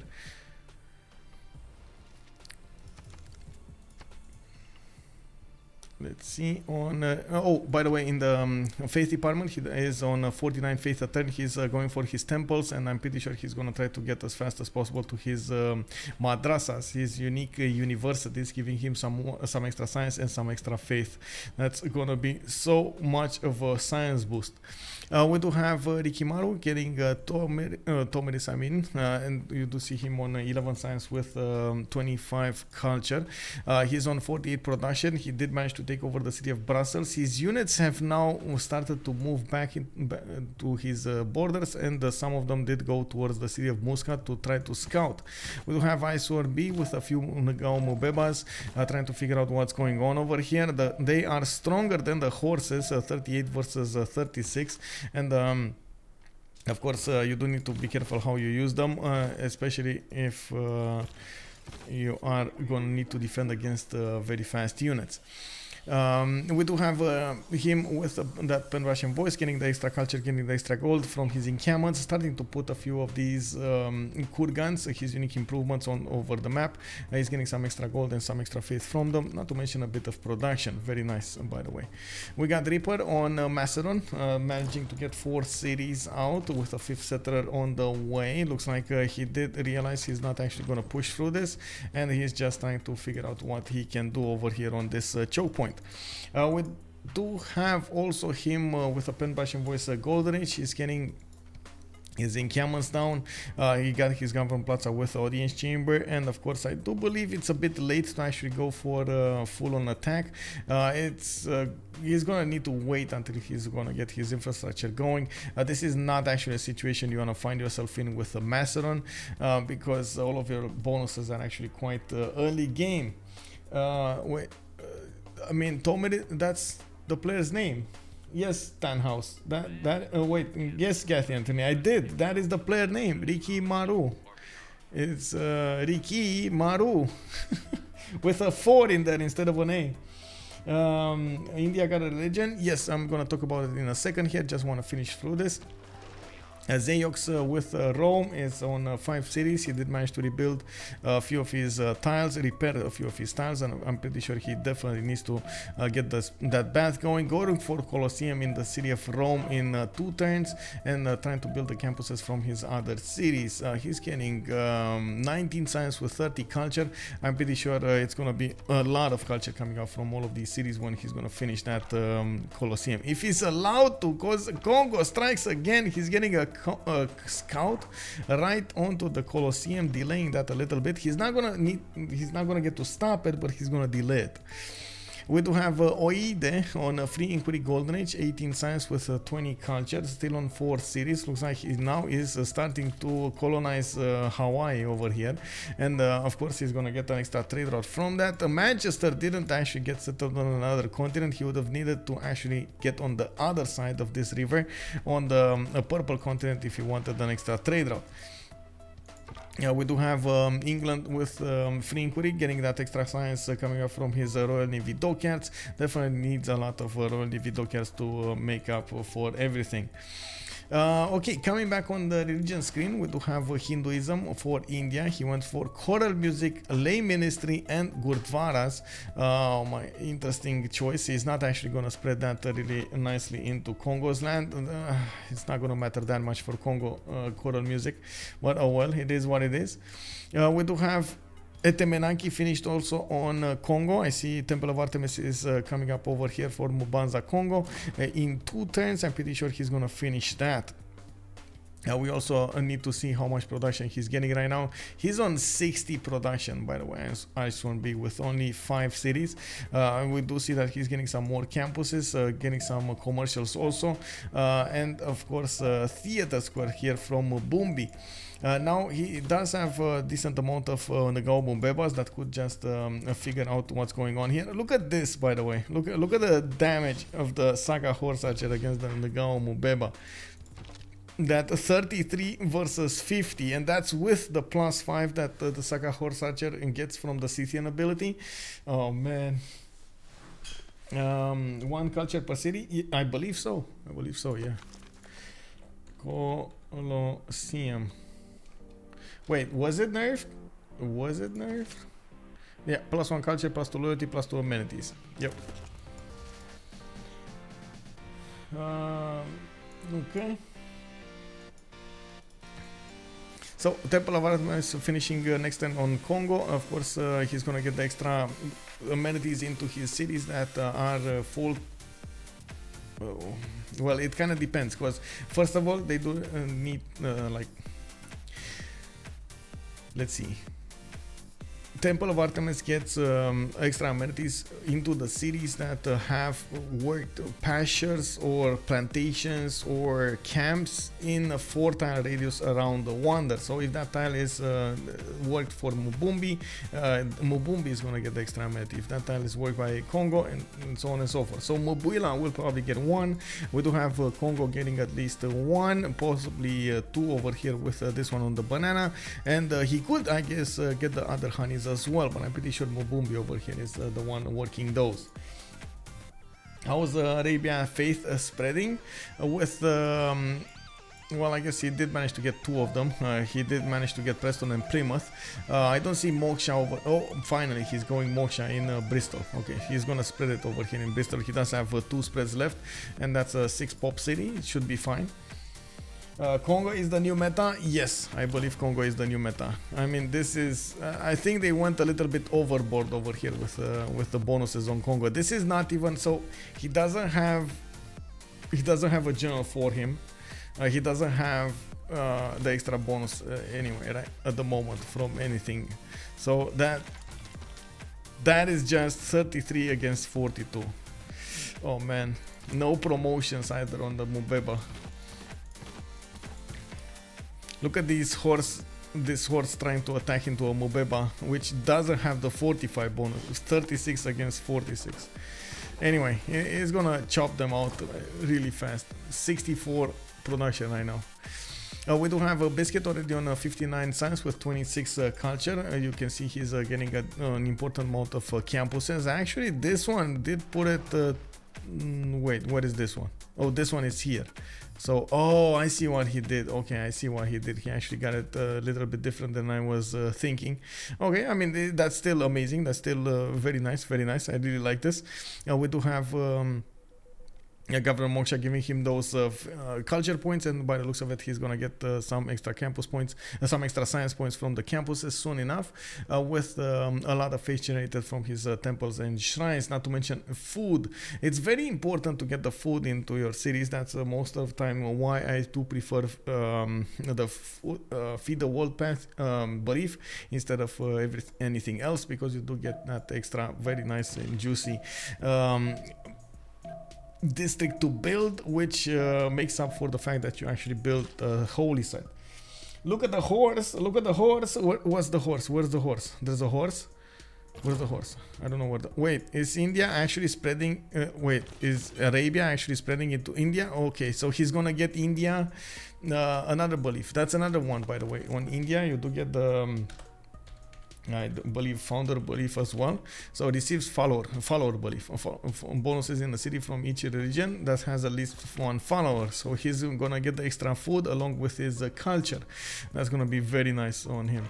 We do have the first Varu arriving to the south on the 1-tile choke, and of course the hetero over here is gonna get a -5 penalty if he does walk into the march, with another -2 from the defense modifier. You can see over here the march does apply a -2 defense modifier. It will take quite a bit from Reaper to actually go through this, and we're going to need to see if it's going to be worth to actually go through that. In the meantime, it does look like there is a wall being built over here on the west side of Congo. He's going to try to defend against Scythia, and still is not going against Muscat. This is a bit troubling. I would have thought they would take Muscat really quickly, and of course try to defend over here on this line instead of this line, but I guess it's fine like this as well. We do need to see, maybe he actually soused it. No, he didn't. He's just keeping it for the sake of keeping it. Whatever works, whatever floats your boat. Bernhard Schoen, good evening sir, and welcome. We got Oracle also being built in Mubumbi. We do have IS-1B, of course, establishing Magnus, which is a surprise in that city center. I was expecting Liang over here, so he can get some extra production into those floodable terrain tiles, and of course get some defense on it. But I guess it is what it is. He did open up with Moksha in the capital, Pingala in the second city over here on Mbuila. Oh, that's not really optimized, is it? I was definitely expecting him to get Pingala in the city that he's building Oracle, because you actually want to get the double going, but I guess it is what it is. Okay, so now he's going against Muscat.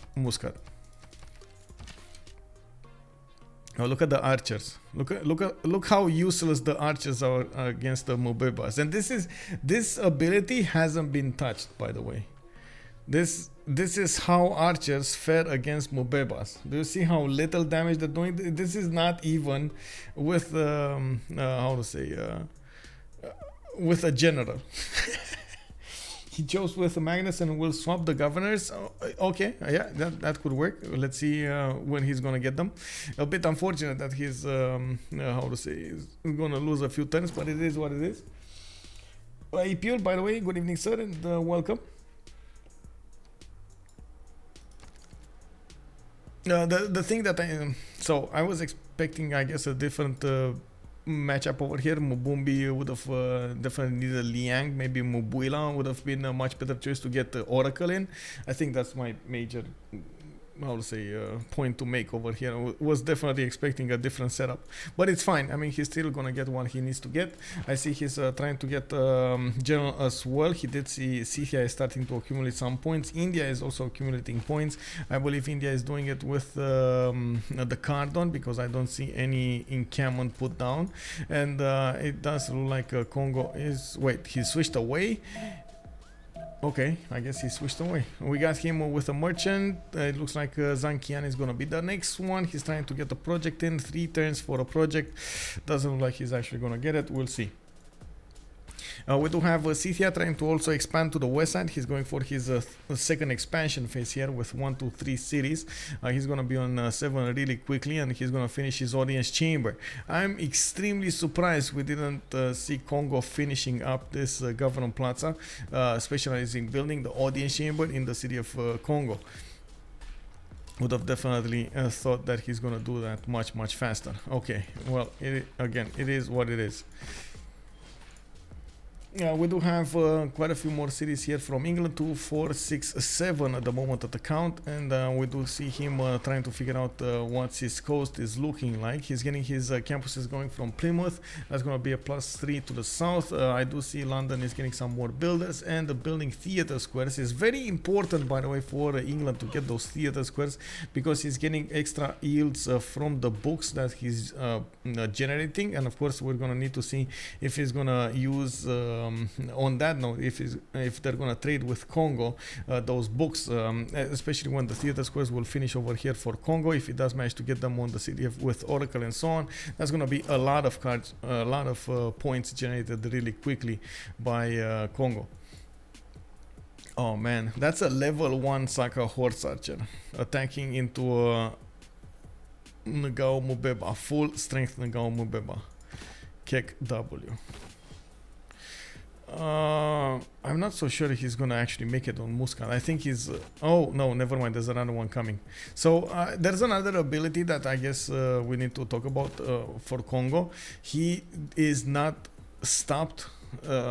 He doesn't get a penalty from moving through rainforest and forest on all of his units.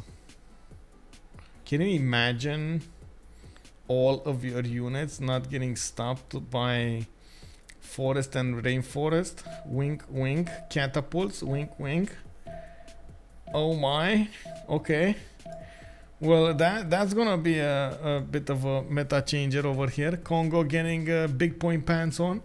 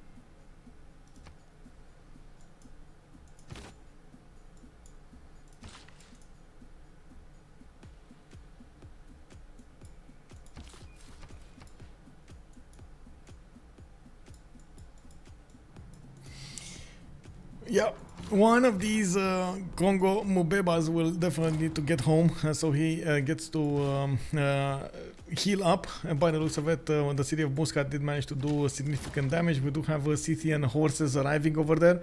It's not going to be as easy as it looked at the beginning, and I do think he underestimated the city of Muscat with only two, or overestimated the power of Mubeba. It kind of feels that way.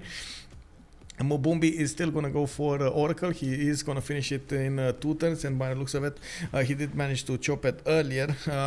We do have another builder coming up from Congo.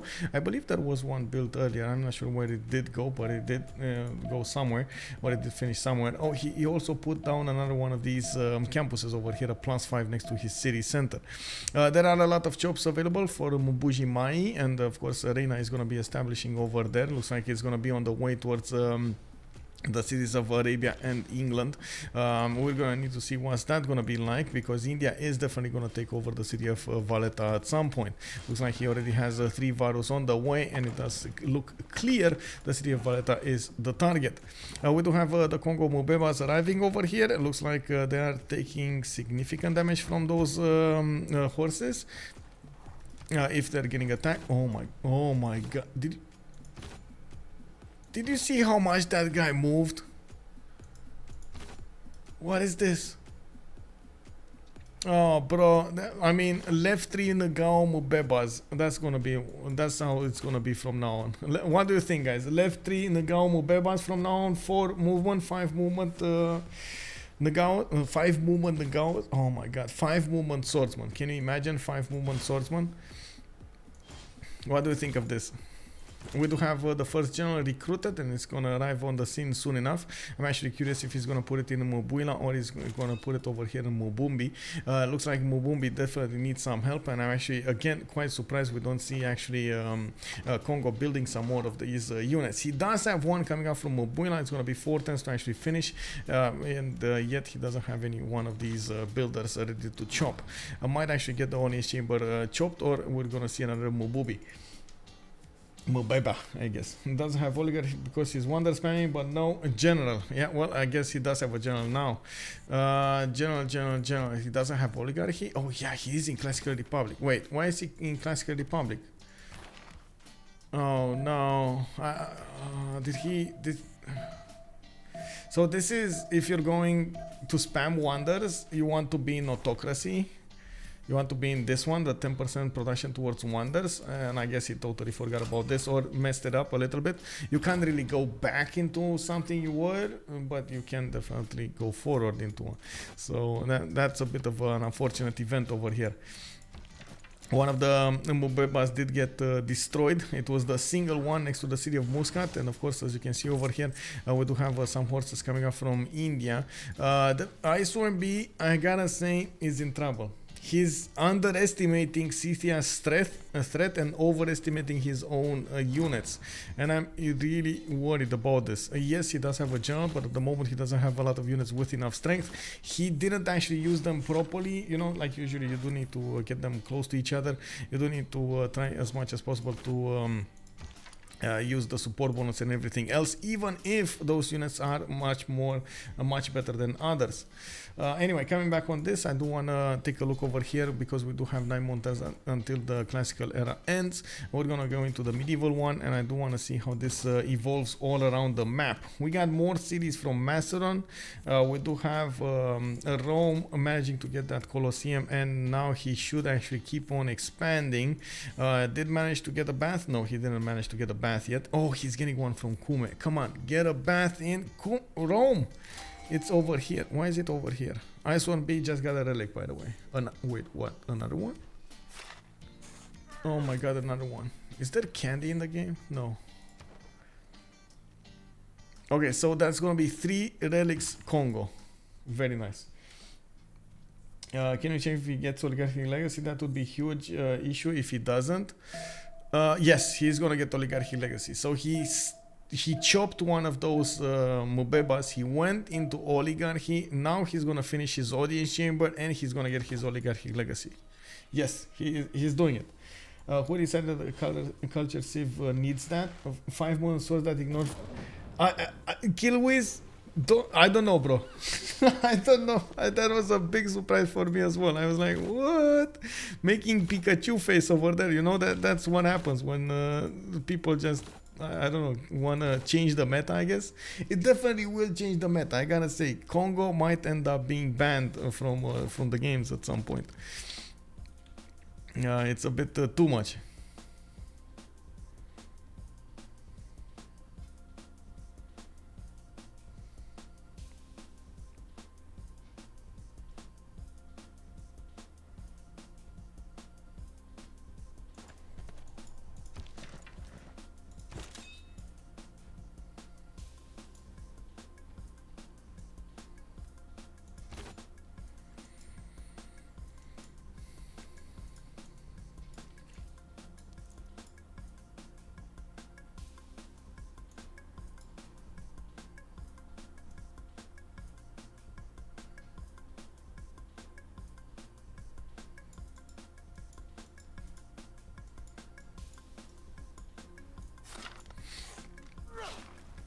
Coming back on the east side, we do have Eleanor here with Colossus coming up from Bristol. London is getting settled in 2 turns. He's also going to get a 10th pop. That's going to be his 4th district.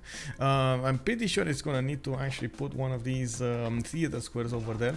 We do have Congo in England generating science points. I see England also starting to generate greater points, just like Rome is. Congo yet did not actually finish his theater square, and he's getting pushed over here. It's a bit of an issue, but it is, again, it is what it is. I'm actually a bit surprised he's not attacking with the Gaobebeba on the archer, so he gets the faster promotion on it. Just needs one attack, one single point and experience, and bam, he's gonna get that going.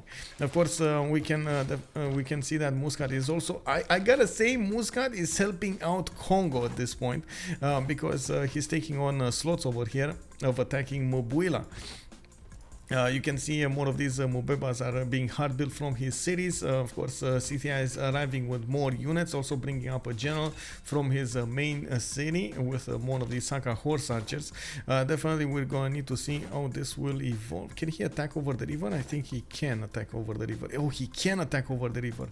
So that Saka horse archer should be dead next turn. Anyway. And we do need to see where that Mubeba is gonna go.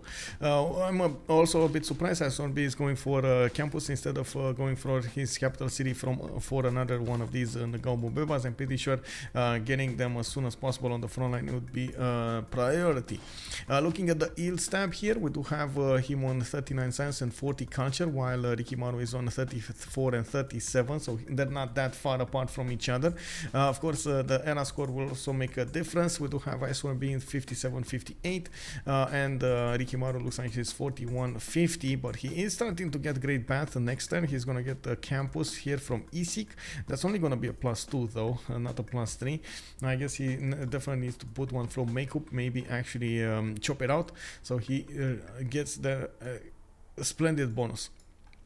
Oh no, this is +2 with a double. Okay, still surprised that we don't see more cities coming up from city. I guess he's gonna stay on 5 until he's gonna try to get his golden age. He's trying to get a boat from the city Kamiananka Dinisprofa, and I do see, oh, I see where he's building the cities to the south. Okay, I see it.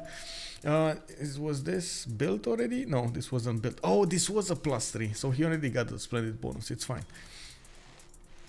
Okay, let's see what's going on here. Looks like Muscat is not actually going to pressure Mobuila. We do have more Congo units coming up over here. Take out the Saka. Take it out, bro. Oh, nice moves coming up from Iceworm B, saving up one of his Bebas, but then switching it around. Of course, you do see that it could be a counter attack coming up from these units. He does have a decent amount of strength on quite a few of these, and of course, with the help of the general arriving on the scene over here, he can definitely start to counter attack. A bit surprised he's not actually doing that. Oh, he can't attack into this because no more movement left. 1 out of 4 movement left. Valletta has also been defeated in the meantime. Clemni Fashu was victorious over here on his endeavor on the city state, and he got a connection city towards Arabia. We do have Arabia starting to get his madrasas going. He did also try to get his Mahabodhi temple. Did also improve his religion with pagodas, from what I can see, with itinerary bridges as well, spreading religion to cities for 30% further away. We do have, as you can see over here on India, 36 science with 44 culture. He's also 103 food per turn with 76 production. Biscuit though, 121 production, 116 science per turn with 39 culture. He does have only 14 gold a turn, but he can definitely rely on Nayax or Kremli Fashu for that gold. It's probably going to be a matter of time until Macedon is going to want to push through this one-tile choke against India. There's not that much that he could do. He could do, I guess, another way. He could try to go against Muscat and get upgrades going over here on the city of Muscat into knights or stronger units to go to keep going against Congo. I do believe Congo definitely needs to build more of these Mubebas. Okay, one of these got taken. Okay, there we go. Do it. Do it, Congo. Show the power. Show us the power of Congo. Oh, man. Horses left, right, and center. Okay, that's one down. That's gonna die, by the way. The Mubeba is gonna die, unfortunately. Yeah. With a sacrifice, but it will die.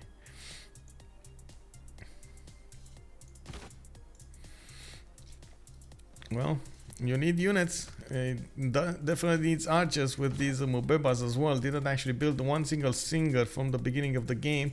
And we do have India getting some units coming up from Panna. But he should be fine. He should be resisting this Scythian onslaught. And of course, with the horses, with the Saka horse archers, it definitely looked like a strong attack. As you can see over here, the Mubebas are definitely putting up a very good... Oh my god, is this a level 2 Saka horse archer?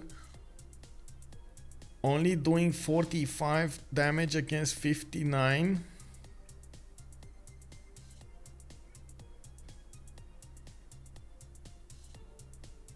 Man, can we imagine what will happen if Congo gets the plus 10, the Tortoise promotion on the Mubeba? Yes, Gandhi does have Feed the World with Coral, yes. Oh man. That could be a 69 defense Mubeba.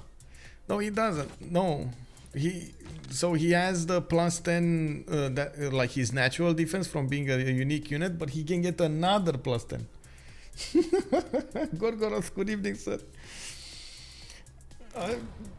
What can I say, man?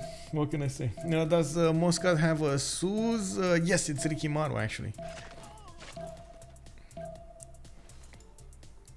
Okay, let's see Mubebas coming up to fight over here. It looks like they are definitely dealing a lot of damage. They need to take out the units of Rikimaru, the ones that are low HP. Fortunately for Rikimaru, he was fast on the buttons and got them back. Of course, we do see one of the horses got taken away. It probably will be to the sacrifice of that Mubeba. So they are trading units over here, which, you know, sometimes it happens. You do what you have to do. There we go. Traded 2 units. Oh, that's not good, bro. That's definitely not good. 2 units for 1 doesn't seem like a good trade-off. It definitely needs to go into the Saka horse archer line to take those out. Now he's on knights, and it looks like Rikimaru is asking for delete. Oh, this one. Definitely, yeah, he needs to move. He needs to move out.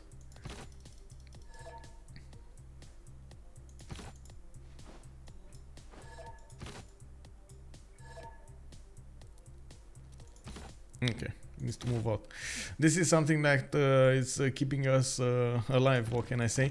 A lot of players just don't first move their units out of their cities. It needs to be the first movement, or I guess CVFR does have different rules than CPL or something. I'm not sure exactly about the rule set on this.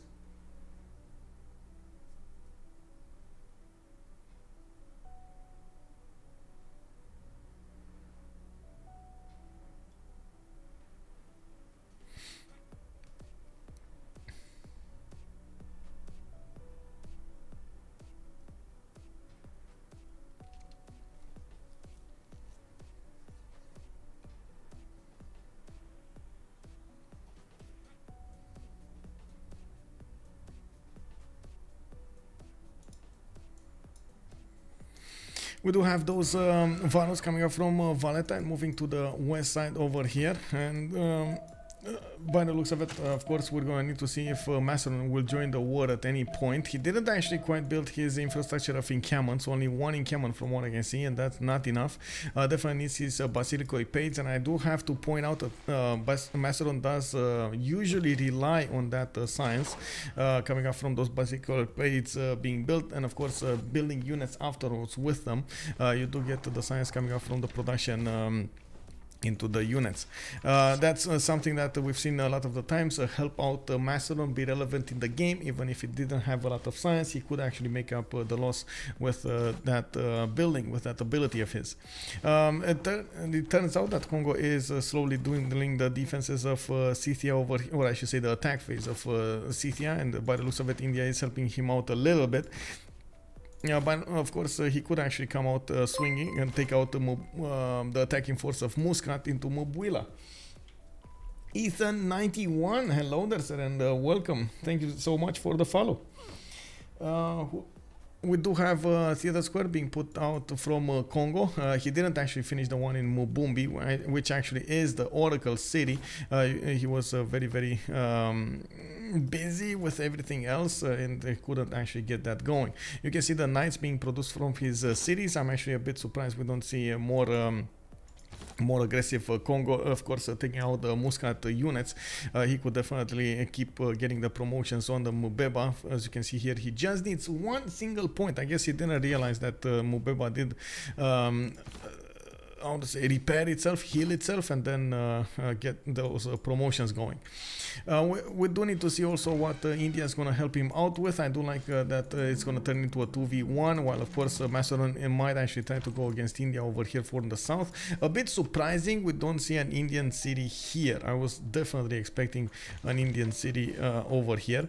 Of course, he's going to have to actually go through this choke point, and that's a nasty choke point. It's very hard to push through a -7 penalty against your units when your opponent does have multiple bonuses, especially from the fortify and so on.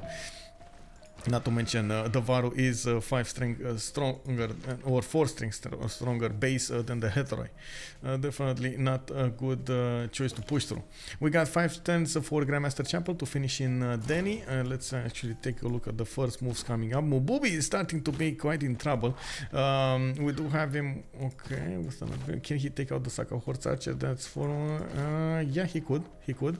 So move this out of the way, attack from the other side with this one. Actually attack first with this one so it remains in the city, and then go for the one in the other city. Anyway, did manage to push the city of Muscat out, still building a theater square from his capital city instead of more units to defend himself with. I would definitely expect a few more units here, especially at least one knight. He did get an archer coming out from Mubuila, and Mubumbi is trying to get a knight out in 3. I do see Mubamba is also going to get more markets, and oh, I guess the first knight is going to come out from Mubuji Mai. That's going to get there on the front line quite fast. Of course, he does get the extra movement over here, and of course we do see that he's trying to chop as fast as possible his units out. On Arabia, we do have him 4 turns away from getting Mahabodhi Temple. He's getting a few of these aqueducts as well, and by the looks of, well, I guess one aqueduct. I don't think he has the second one. He's gonna get an extra 2 points into that industrial zone, 2 points of adjacency, and I do see Mecca with a commercial hub coming up in 1 turn. They did start to get their diplomatic quarters, because we got 2 more turns until the switching of the era, and the first congress will start in 3 turns. So of course we're going to need to see what they're gonna be looking like. In the point screen, it does look like the Diplo favor is at the moment in an advantage. I would give the advantage actually to La Confiture d'Irel. 64, 56, 57, 70 versus 36, 58, 79 and 46. It does feel like La Confiture d'Irel does have a few more points, not a lot, but a few more points. Okay, let's see the cities over here. What? How did that?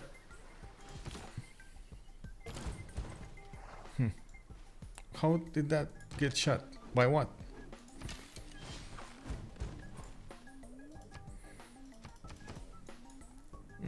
Anyway,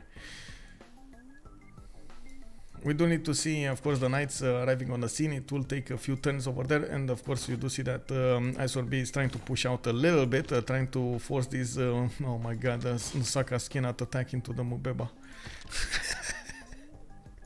Oh, this is so useless. Anyway, I guess they did manage to take over the city of Muscat, and he upgraded a few of these crossbows over there. The crossbows, oh my god, even the crossbows are not strong enough. This is a Mubeba with, let's see, the plus 10. What kind of... he has the battle cry promotion, not even... he saved it, he saved it. He has the battle cry promotion, not even the Tortoise promotion. Why is Elcid saving money, pushing, coming? That's a good question, actually. We do have, by the looks of it, a lot of gold, actually, on both teams. On one side, oh yeah, there is a push coming. We got 2, 4, 6, 8, 10, 12, 14 galleys pre-built over here in the cities of England. And he's definitely going to want to go against Victoria. Victoria is doing the same, by the way. He's getting a lot of pre-builds going. And looking at the tech side between them, we do have actually them going other ways. Military science, going mercenaries in one turn. I do see Aaron working on Oide, on Victoria. So let me actually take a look over here. He didn't actually quite finish cartography.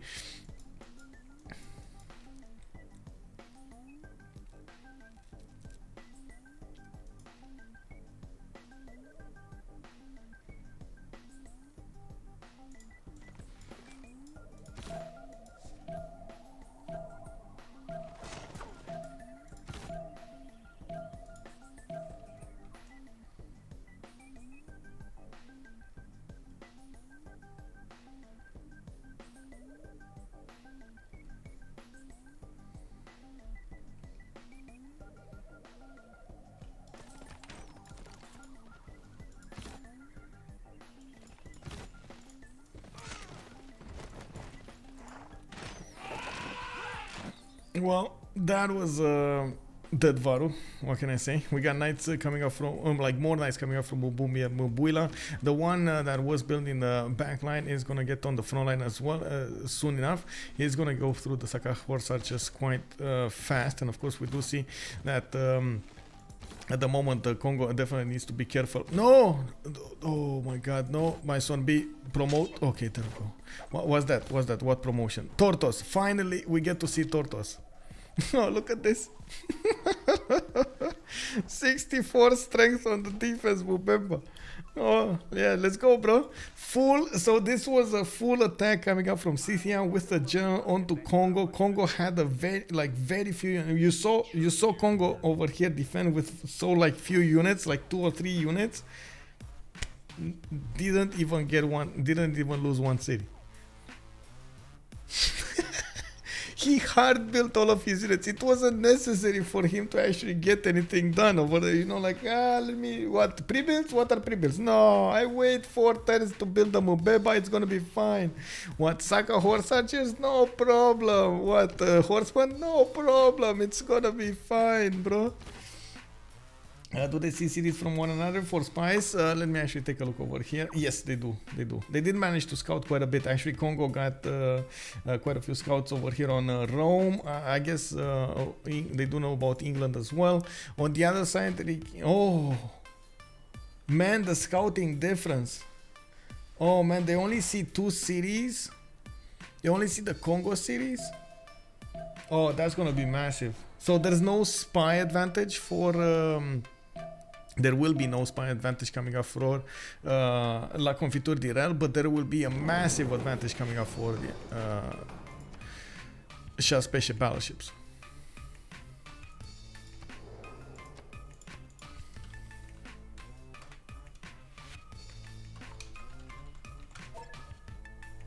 Let me take a look what's going on here. We got merchant. No, let's go for profits.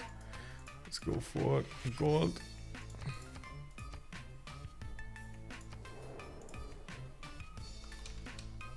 Wait, am I? Yeah.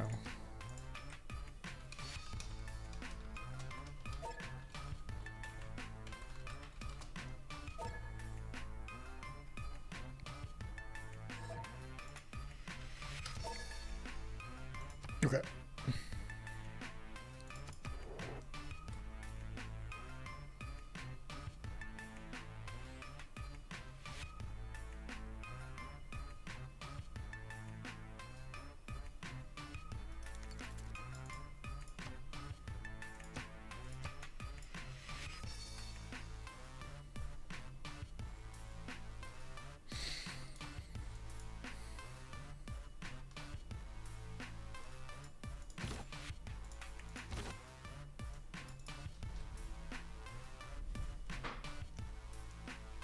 Did I back? Oh, wait.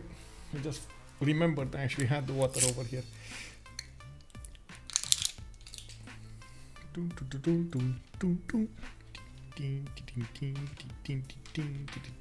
Oh, I did promise you something, by the way. I didn't actually get to show you guys a lot of things.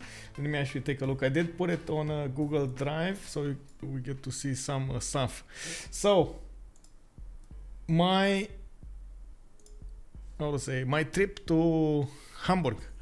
First of all, the big picture of the gang over here. We got to an Italian restaurant. Of course, you do see over here Trinda. We do have, is this Mighty? We got Rabarberti with me. We got next to me, it was Hazagi, Pulp, then Propagandi, Ben. I think backline over here is Corny, Cynthia. Synth, I mean, not Cynthia. We do have Justice, and then Estes, Tomb Raider, Colo, but this is the German Colo over here. Yeah, well, what can I say? We're in Germany, man. We're in Germany. You know, when in Germany, it's Germany. Yeah, Hazagi is half hidden. Yes, Hazagi is half hidden. What can I say? Also, I did manage to get some of these, by the way. I'm sorry for the resolution. I would have hoped I had a better phone. Next time, maybe next time. Look at these, man. Amazing. In the park of Hamburg, I did manage to get some of these images, super slow motions. And of course, they did have quite a few of these waterfalls that I could enjoy myself taking these pictures with. And it was quite nice. Let me actually take a look. Why it didn't work? Does it work now? Yeah, there we go. Well, this wasn't the best of angles, but you can see all of these. Did manage to get a few time lapses. Maybe I'm actually gonna get how to say, there we go, one of these here on the port. Very like Hamburg is a port city, so it does have a lot of people going in and out of the port, and of course walking around on this side with a lot of cafes, bars, and of course places to eat over here. This is the television, if I'm not mistaken, the television tower, and it's visible from from the park. There's like a botanical park over here, amazing to walk through, and of course you do see that I managed to get quite a few pictures. Even I was trying to how to say, scout out one of these pigeons over here, and I did find one. There we go.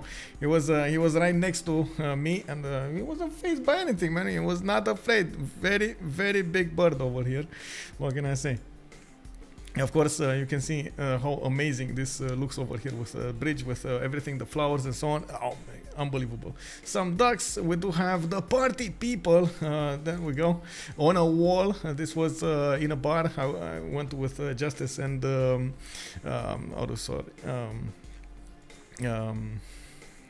my God, Under the Gun, and Felix. Estes staying next to the stream. Easy peasy next to the stream. No, game is still here. Game is still here. It's still ongoing. It's 10:58. We just went through the World Congress. Great journal, no points. We got production on 100% cost until the next World Congress.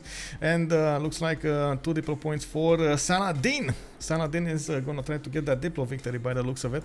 He's gonna get a lot of science. I'm not sure about the culture though to actually go and get that Statue of Liberty, but I guess it is what it is. We do have Congo with Crossbowman defending himself on the city of Mubumbi, which is gonna get walls next turn. We do have the Knights actually needing an upgrade, and of course you do see unfortunately he lost quite a few units, and this is because, oh man, what can I say, he's still ongoing. It's still ongoing. He's still simming behind all of this. He didn't give up simming.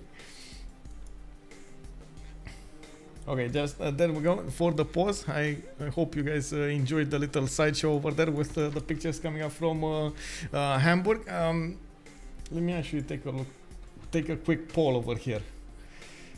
Would you enjoy Hamburg trip movie? Yes, no, kick double. Let me see if you guys would enjoy this.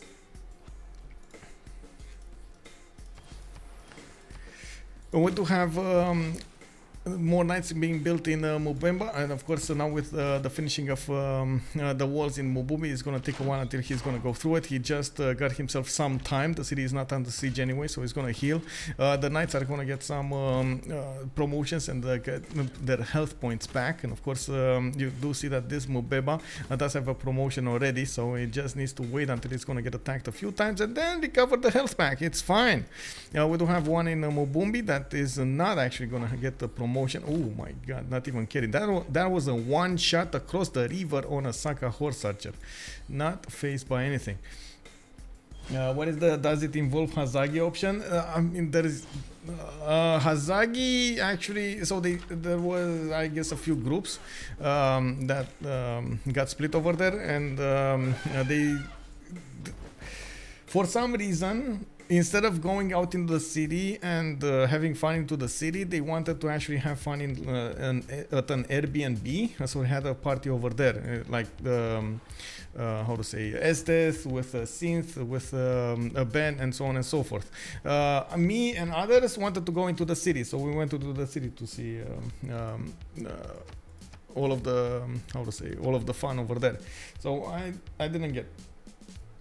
Does Congo has bonus for each unit for movement? Yes. No, it's actually only for Mubeba. So there are two bonuses to take into account. It's the bonus for not getting a penalty for forest and rainforest. That's all for all units. And there's a bonus for extra movement on the Mubeba. The Mubeba does have an extra point of movement. You can see it has a 4 movement here with the general, and it can definitely go for the extra movement on the left side. Promotion 3. The production is much higher. Let's actually see the yes. I mean, we do have Biscuit over here with 200 production. We got Nax on 184, Clemmy Fashui 115, Ice1B on 115. Actually, I would say this is not one of those ideal Congo plays. I would have definitely expected a lot more from him. But I guess he was at war with Scythia, so it did take quite a toll on him.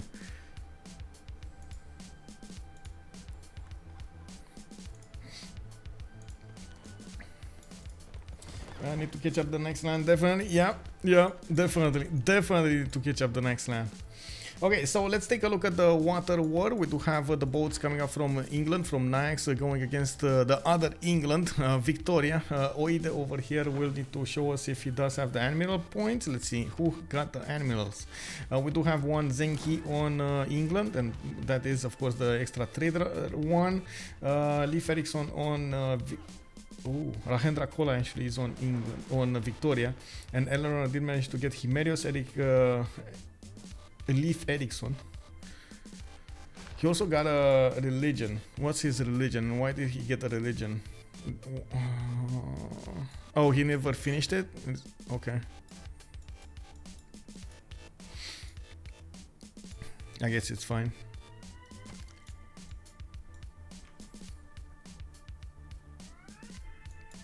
Any push over here?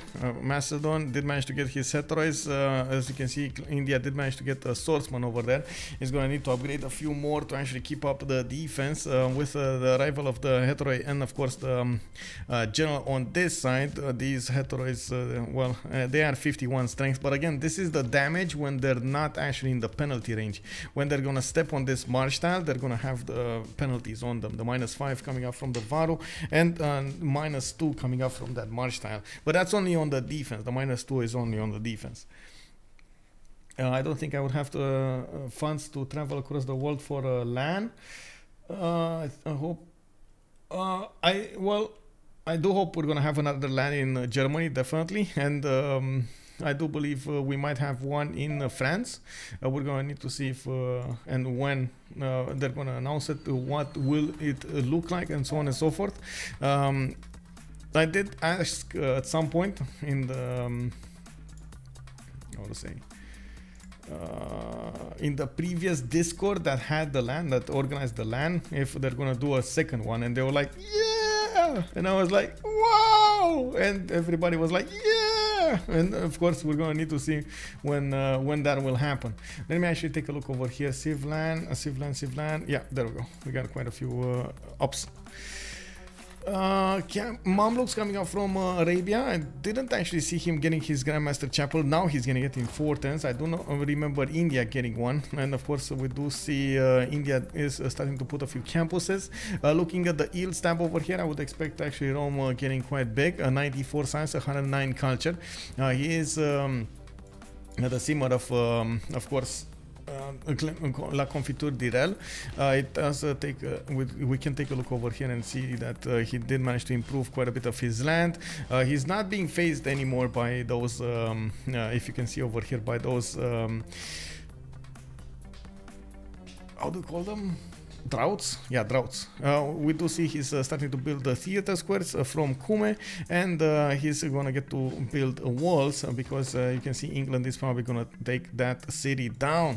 There is the moment no chop for him. If he doesn't move over here on the aluminium tile, on that rainforest tile, he won't manage to get the chop fast enough on the city of Puteoli. It doesn't have a lot of production, and even if you do see over here 4 turns, I mean that's not enough. The Cannibals can take it out in 3 turns. We do have a lot of English cannibals coming off from this side, and of course with the animals he's gonna get extra points. Rahan Kola is gonna give him the +3. With another animal he's gonna get the +5. Do see the animal is over here. He's gonna need to be careful how he's gonna use it. He also has Gaius Duilius. This is the fleet one, so he can create a fleet out of one of his cannibals.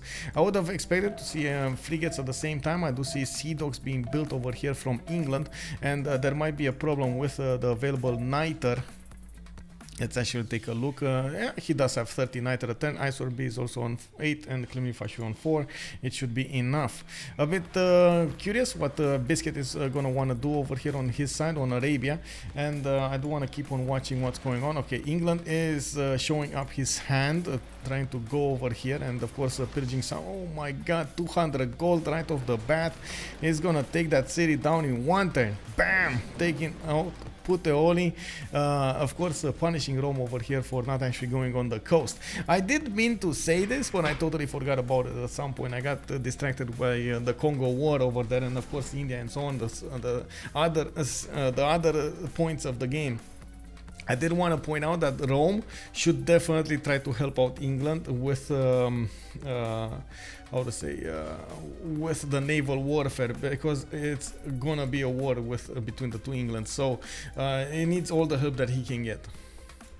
At this point, of course, they're gonna clash over here. We're gonna need to see how they're gonna do it. It's very important to actually get lines against lines of units if you do manage, if you don't want to start trading. And I believe if they do start to trade, it's going to be an advantage for Victoria rather than Eleanor. He's much closer to his mainland, and of course we do see that he has a lot of pre-builds also that got turned into cannibals. It's much harder for England to replenish all of those boats on the front line because he's so far away. In the meantime though, Nayax is 142 science with 102 culture. He went for free inquiry golden age, or he went also for a free inquiry, but he's only 101 and 49. On that subject, we do have Congo 76 and 75, second Penbrush and Voice golden age. We got India with Theocracy, Penbrush and Voice golden age, 85 and 132 points of how to say, science and culture per turn. Biscuit is 168 and 73. We do have him with also 300 faith a turn and 220 production. Oh my god, that's a lot of production. Woo! That's like a train moving through the station. Choo choo! Biscuit! We got Rigimaru, 54 and 54. Unfortunately, he's not keeping up with Movemba Adzinga's sim. You can see on 5 cities, Movemba Adzinga is just flying ahead of him. And of course, now with quite a few units coming out, he can definitely try to go against Muscat. Oh man, I can't wait to see the catapults. Mabuila, get a catapult, bro. Oh my god, movement through rainforest. Oh, I gotta see this. I gotta see this when it's gonna happen. I don't know. Anyway, we got the Reaper free inquiry golden age on Macedon. Oh my god, Macedon free inquiry golden age 71 and 47. Oh, that's not gonna be good enough, bro. He does have 126 gold a turn, but oh man.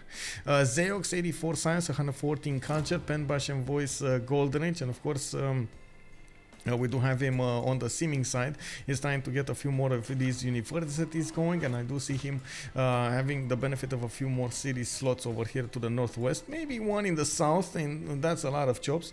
We also have, last but not least, Victoria with 3 inquiry golden age, and of course 102 science with 54 culture. Crispy, good evening. Here for the frigates. Yes, exactly. Here for the frigates. Wait, what happened in the... Oh my god, I totally forgot about the poll. Does anybody remember what happened in the poll? Did you guys want to get to see a video or didn't want to see a video of the Hamburg trip?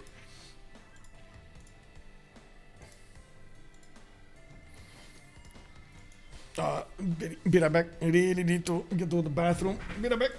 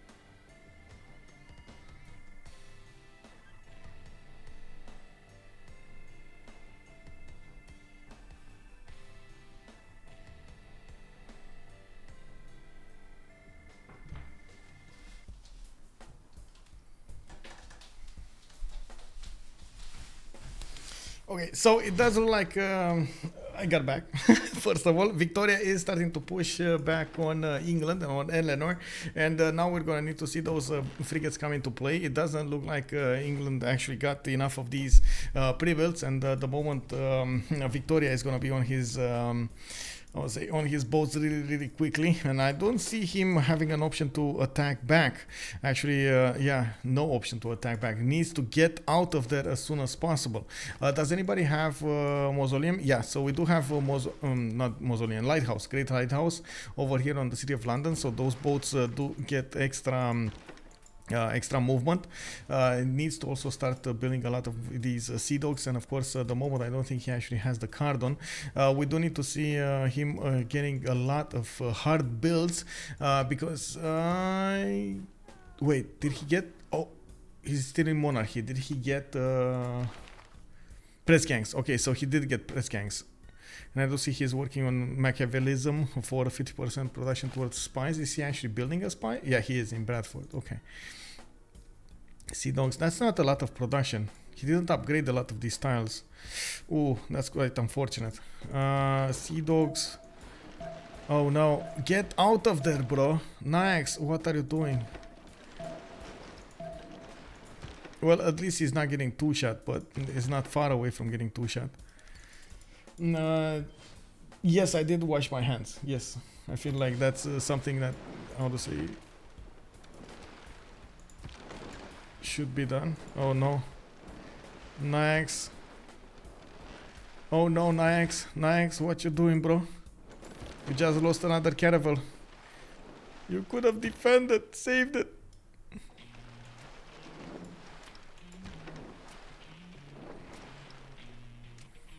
Well, that's a dead caravel.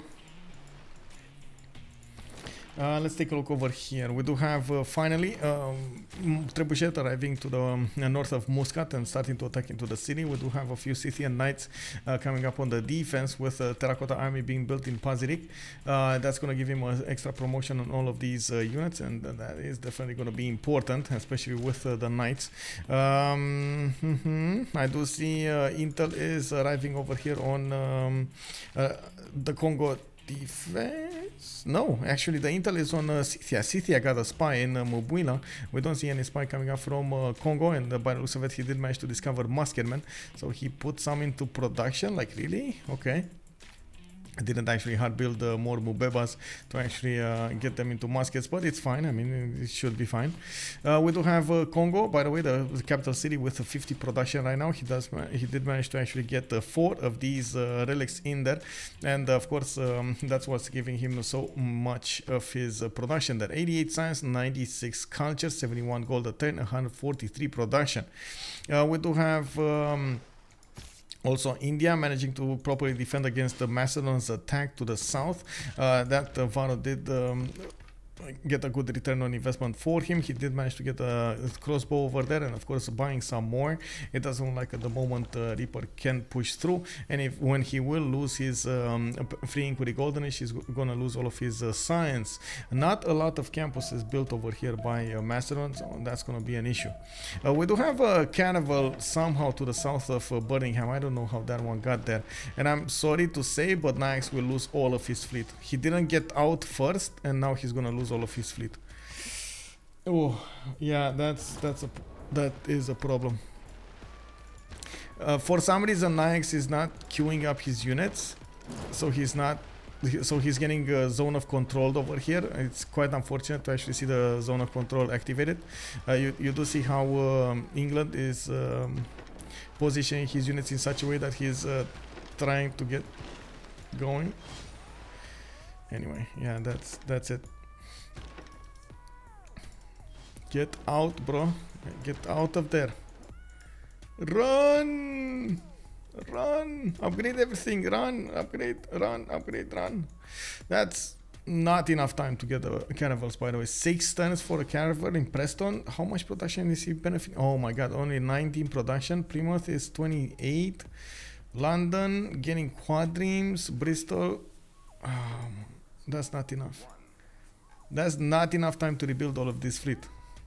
Especially since he didn't manage to take out any of the English boats. There are still 2, 4, 6, 8, 10, 12, 14, 16, 17 free caravels. Oh man, that's gonna be an issue. Anyway, the city of Muscat went down. Of course, we do have the Congo Knights being successful over here in their campaign. Rikimaru is trying to get that city back, and of course maybe get some points of liberation.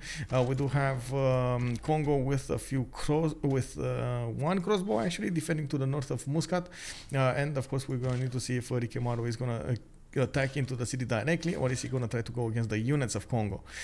We do also need to see if India is going to remain over here in the main cities to defend the city of Congo, or move forward on the front line. The front line has moved significantly after the takeover of the city of Muscat.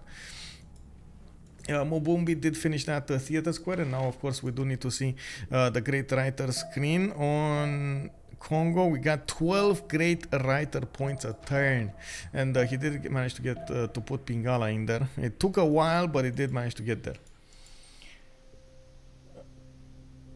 RTS, I think it's real-time strategy or something, if I'm not mistaken. Although I would have expected something like a roll something.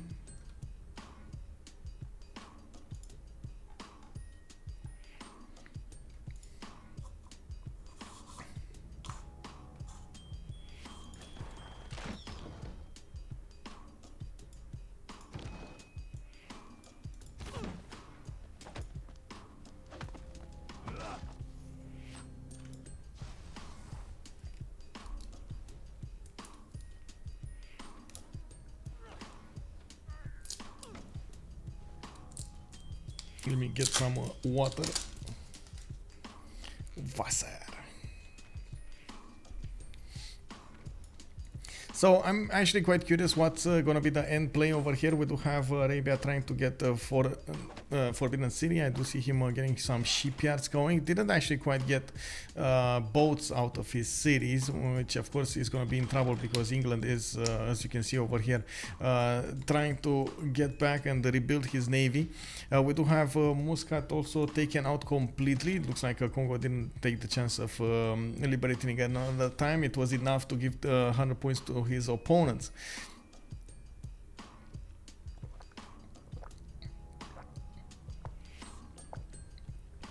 Always build granaries. We do have holy sets, more holy sets coming up from Arabia. Of course, he did manage to get to 200 science, and he does have 317 faith a turn. I'm actually a bit surprised we don't see a few units bought from him. Actually, I do notice India is starting to push Macedon, and as you can see, Macedon doesn't actually have the production to keep up with the necessary defense. By the looks of it, of course, because he didn't get his tempo going from the beginning, his encampments and basilicoipades and so on and so forth, didn't quite get the hetero pre-builds, didn't get the science benefits from those. Now he's gonna have a bit of a problem building all of those units, hard building all of his units. I do see Kremli Fashu on the south of Hyderabad is gathering a few more units. I was expecting actually to see a few units from Arabia as well, and with his technology he could definitely get a few cuirassiers over here to help out with the push. Maybe we will see something like a plane attack. I see Biscuit is going for a scientific theory. Of course, that's going to be in the military over here, going for sanitation probably afterwards into or either flight or going chemistry. Depends. We're gonna need to see after this turn what is he gonna choose to go for. In the meantime, of course, we do still need to see what Congo is also gonna choose. He keeps on defending against the Scythian attacks. There will be a second wave of heavy chariots turned into knights going against the Congo units. Of course, the Mubebas are not actually well equipped to defend against the knights, but that was their purpose from the beginning. We do need to see musketmen being upgraded from these units, and by the looks of it, wait, there were a few muskets over here. Did he not get men-at-arms? Is this what happened? Let me see. I saw beam metal casting in 5, in alignment 1. I'm pretty sure you should be able to upgrades to men-at-arms, yeah. Why? So he didn't get men-at-arms because I see he doesn't have the upgrade option. Kick W. Anyway, got a pre-build? Yes, got a pre-build. You got a pre-build, yeah. We do have a few frigates arriving on the scene. He will need a lot of frigates to actually take down the English boats if he wants to, or sea dogs, whatever the case. We do have quite a few of them being built, and from what I can see, Victoria is unfortunately is not actually pushing his advantage at the moment, which might actually turn into a stalemate. We do have Naix getting a few more boats, and he got the weak ones back in his borders. Usually what you want to do is put them in the city centers, so you get the maximum heal, but I guess it's fine just having them over here. You do want as much as possible to get the most heals out of these boats. I guess if you don't, you don't. We do have quadrims coming up from London. Of course, these cities are going to need to arrive on the front line as soon as possible, or on the, I should say, on the Middle Ocean to defend against these English caravels. Come on, get out of there. Get out. Get out. We do see also India managing to push through the defenses of Macedon, and of course I think he realizes right now that Macedon will not actually put up that big of a fight, and he's gonna get some more units, including musketmen. We do also need to see if Kremlin Fashu is gonna be close. Yeah, he is gonna be close to ballistics that will allow him to get cuirassiers, and he does have 150 faith a turn. Could definitely buy a few of those heavy chariots in Delhi and Hyderabad and Mumbai, and then send them sailing across the sea. I'm actually a bit surprised he's not doing that. It's going to be quite easy. A nationalism in 2 turns. He just needs shipbuilding, and bam, he's going to get through these chokes over here and arrive in Chalkidiki. We do have Trung Trac also defending on the city of Aigai, giving the bonuses to the cities of to the units of Macedon to defend themselves with. But you do see at the moment India does have +6 intel on opponents' movements because there were no cities of India discovered at any point in the game. But India did manage to discover the cities of Macedon. He does have an advantage over there. He did discover Patna, Mumbai, Delhi. How did this happen, by the way? With the boat. There was a boat at some point from Muscat, I believe, and that did discover all of these. Well, I mean, this is no excuse now. We do need to see how and when Reaper is going to get one of his own spies into one of the cities of India. He needs to do that. You cannot allow your opponent to actually have +6 on you for a long period of time because, well, this happens. You're going to lose your units and then your cities. Yeah, we do need to see, of course, same thing happening to Congo. Congo did not actually get a spy in yet on Scythia, and of course Scythia did manage to get the +3 intel on him. I guess we're going to need to see if Congo will manage to survive with this penalty on him. Ooh, farms in Mubumbi. Oh no, farms. Well, if you don't know, farms are basically like 3 points of health for your opponent. It's actually quite troubling to how to say to have farms in your empire, because you're gonna get when you're gonna get attacked, you're just gonna give your opponent an ability to replenish their health, which is quite a problem. Most of the time the players do prefer not to build farms because of that. Of course, if you're safe enough, that doesn't matter. Well, it doesn't look like Asron-B did manage to get his how to say, his musketman upgrades. He is gonna have stronger cities now, and by the looks of it, of course, the musket is well stronger than the Saka horse archer, so it's not phased actually by those shots. That's a level 3 Saka, and as you can see, the 50 damage against the musketman. The level 0 Saka is probably going to be useless against the musketman. We do definitely need to see a lot more units coming out from the cities of Congo, and I believe this is the weakness of Congo. He's permanently underestimating the will of Scythia to come against him with a lot of units, and I believe he should be able to see the 790 military strength that Rikimaru is benefiting from, while he only has 216. There's a big discrepancy over there in the military power. So I believe at this point he needs to realize that the only way to go is actually to get a lot of units out. He should be well on his way to getting ballistics. He's getting also boosted over there by Gandhi, so he should be fine getting there as soon as possible. We could also see maybe a Diplo victory at some point, because we did have a few points gathered over here by Biscuit, 6 out of 20. He did manage to get Mahabodhi Temple. He's going to get Forbidden City. I'm pretty sure he is going to have the opportunity to get the Statue of Liberty, even in the city of Cairo. There is a tile over here next to the harbor that he could build it on the coast. It is just a matter of time until he's going to discover civil engineering. That's the civic that you're going to get to build that Statue of Liberty over here, civil engineering. So he's on enlightenment, the enlightenment, yeah. So he's not that far away, not far away at all.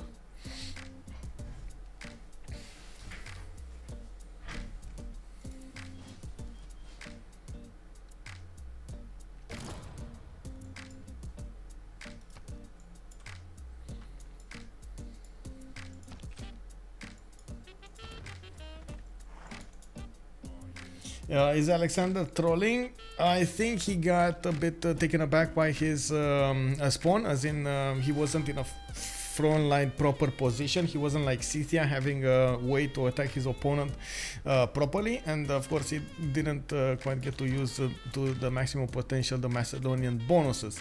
I do have to point out the Macedonian bonuses of generating science and so on do come in handy later on in the game as well. When you do start to hard build cuirassiers and so on and so forth, you just go through the tech tree so fast. The problem is you do have to get your infrastructure done, you do have to actually get quite a few cities out and so on and so forth, and it does look like he has been unfortunately he didn't get to do any well, not properly everything like that. India was definitely better on this. It's a better CMAR, I guess. civilization, seeming civilization. And we do need to see also, oh my god, what's going to happen here on Congo. Is trying to get the walls up in 2 turns. There aren't that many, actually there is no siege unit coming up from Scythia, so of course those walls will be quite effective. We do have the 100% Congress, unfortunately for him. He's not going to get to hard produce his units as fast as he would have in the previous ones. And as you can see over here, India is trying to help him getting a few knights of his own. I do believe actually Congo is going to be quite alive here. It's quite sad to see that he could have gotten this, but it didn't. I guess I can't really blame him for trying as much as possible to get the stats up and have an advantage in the technology over his opponent.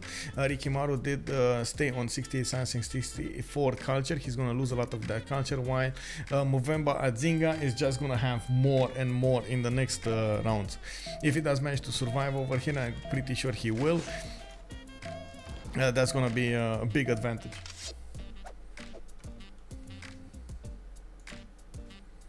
On the coast, by the way, we did have a bit of a skirmish. Oh my god, oh my god, Eleanor actually got back. Oh my god, we actually have England now on the back foot. Quite a few boats over here, caravels from England are alive with the arrival of the Sea Dogs and of course those frigates. He managed to push back and destroy quite a few of these Victorian boats. We're going to need to see if he's going to be... Oh my god, he's actually doing it. He's going against England over here and taking all of those triangles with him. How the turn... Yeah, exactly. It turned. The tables turned. We got Sheffield Ancient building more of these caravels. Of course, we're going to need to see London and Bristol turn up those printing presses. I would have expected to already see shipyards over here on his series. He doesn't have any, which is a bit unfortunate, and that's a lot of lost production. But still, Nayax is on 243 production versus Victoria's 170. So I guess in just straight up production, he's going to have more. I see Venetian Arsenal. Is it gonna happen again? I think in the last 2 months we've seen only one time Venetian Arsenal winning the game for a civilization. In all other times, and I believe it was like a total of like 6 or something like that, so like 5 times, the player that built Venetian Arsenal lost. I don't know. It's something in the air or something with Venetian Arsenal. It feels like the players put so much importance on it that they forget they have to actually get boats out. I don't know. I'm not sure exactly what's happening there. Maybe you guys have an explanation for it, because at some point it, baffles me. It's cursed? Oh, well. Yeah. Whoever builds the Venetian Arsenal will have 5 turns of confusion. He will not know what to do. He will not know what to build. Yeah, well, I mean, it happens sometimes. It happens. Anyway, we do have England with a few frigates, and of course he did manage to get a few pre-built quadrims out of his cities. Congo did start to acquire tourists. Let's actually take a look over here in the culture screen. We do have ISOMB 2 out of 47. He's going for 51 tourism a turn, while Eleanor is on 70, I guess. Of course, Eleanor did manage to get quite a few more cities, but he's, well, they are both of war, so I can't really excuse either of them. We do have... actually a pushback over here, and look what the farms are doing. Look what the farms are doing. They're allowing Scythia to get back health that he shouldn't be getting back over there from his from those tiles. Anyway, we do need to see if India is going to manage to save over here Congo. We do have Indian Knight Corps coming up from the south of Mobwila, while India is trying to push Macedon a little bit, forcing Macedon to reposition his units and build a few of these pikemen to defend against this. And I believe it should be fine. I believe India just put some some attacking force over here on the muskets. He puts pressure on Macedon, not really figuring out that he's gonna... Oh my god, he's gonna take him out. This is a 71 strength crossbowman corps, almost one-shotting a musket. I mean, I guess so. It's a damage musket, but still it's 71 against 58, like really. 50% production bonus is nice, but if you don't have steam power and the other has it, yeah, Gorgor, KC nerf, yeah, I do agree, You do need to get all of those.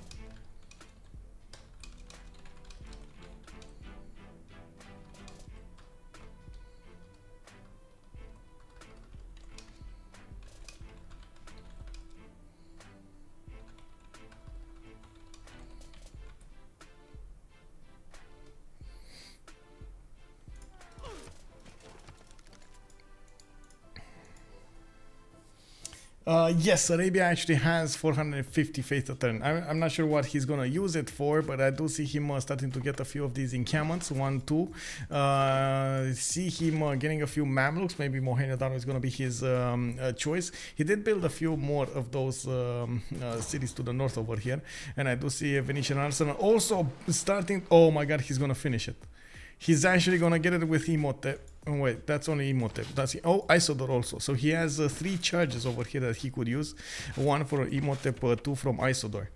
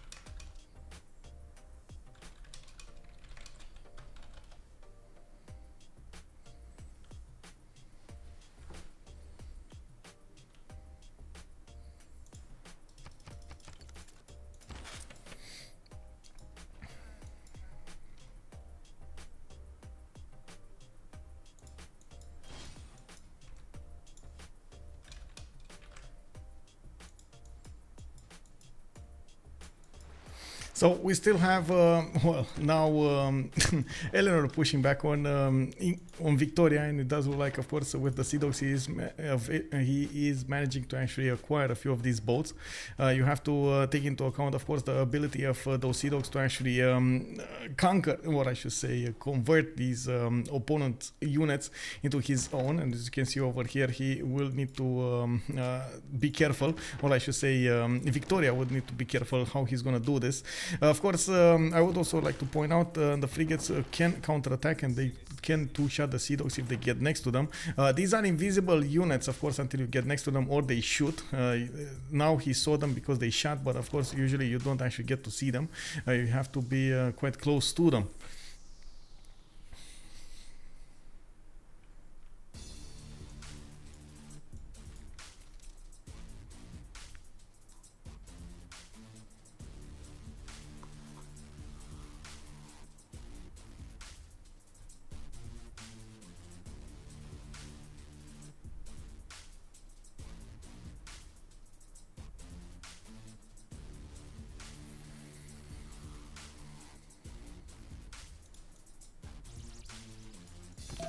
England did manage to get to Ironclads, and by the looks of it, we do need to see if that Vinicius Hansen is going to finish on the city of Mecca, 6 turns away from Arabia to get there. Isodor is on it, and of course he's going to use the charges.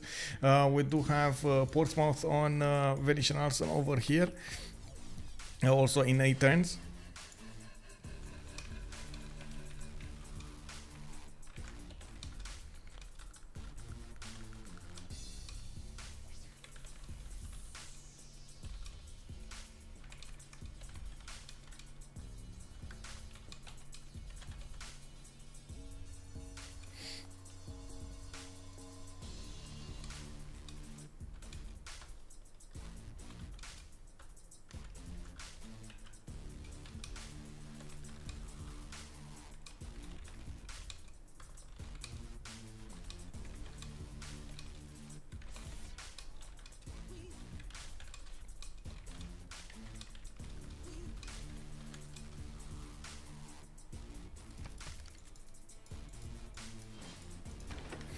Whoa, finally, again, tables have turned again. We do have Victoria winning the fight this time, and of course England did manage to get the first moves on Eleanor. By the looks of it, Oide did kill quite a few of these Sea Dogs, I believe 3 of them. And of course, Naix did manage to take at least a few shots on that Caravel. We do have Ironclads coming up to the fight, and this will be much stronger than we've seen the Caravels or those Sea Dogs damage and the Frigates damage. We do need to see how fast they're going to be there. They do have 8 movement, and of course you do see that they're going to get there in 2 slows.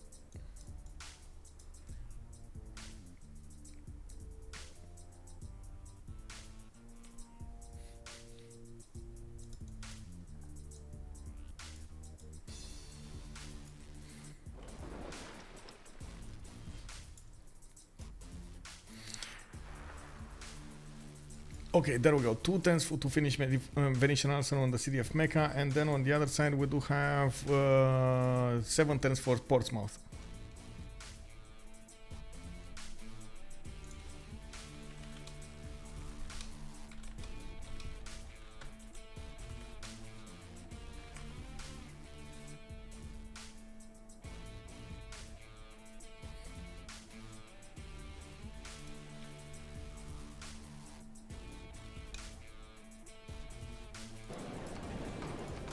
Ooh, +5 Congress. Okay, let's see. Let's go for ranged. Let's actually recon. Nuclear. And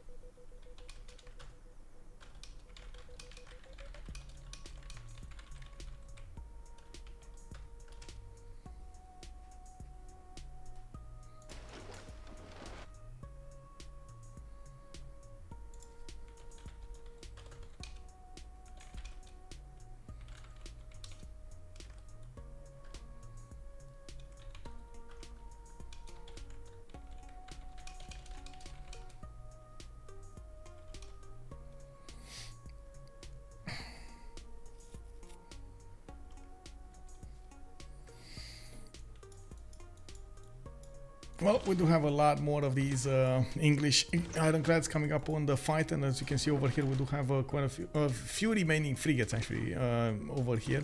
Himerius is still an admiral, but it does give only bonuses to medieval and Renaissance, so only 2 frigates. I don't see an ironclad admiral anytime soon. Oh, Francis Drake. Okay, there we go. It's an industrial one. Okay, there we go. That's gonna come up on the front line, and of course on the other side, we do need to see if England is gonna manage to get to his own ironclads. At the moment, I don't see the upgrade button over here on the Cannibals. Oh my god, he's gonna find out the hard way. Venetian Arsenal is gonna finish in the city of Mecca next time. I don't see any way for Liverpool to actually get it. There is no, well, I guess there were a few chops available, but that's way too far away, and he doesn't have Magnus into it, nor does he have the number of builders to actually chop it out. This then, of course, he would need 1, 2, well, I guess 3, 4 chops over here, and that could have gotten him that Venetian Arsenal. He just didn't do it. Yeah, there we go. He just finished it. Venetian Arsenal of Mecca just finished it with Isodore. Didn't want to take the chance of being one turned over there. Check Alexander, please. Alexander. Oh, Aigai did go down. Whoa, Aigai actually did go down. We do have India getting a few more units here. Looks like Chalkidiki did get hit by a flood or something. I'm not sure. And we got a GG. Okay. Well, with Venetian Arsenal taken away, Eleanor did win the naval fight. Victoria didn't have enough production to come back into this naval fight, and he would have lost in the long term. They didn't stay away for Macedon to defend himself with, and of course, as you've seen over there, we did see in the north, how to say, Scythia couldn't pressure Congo.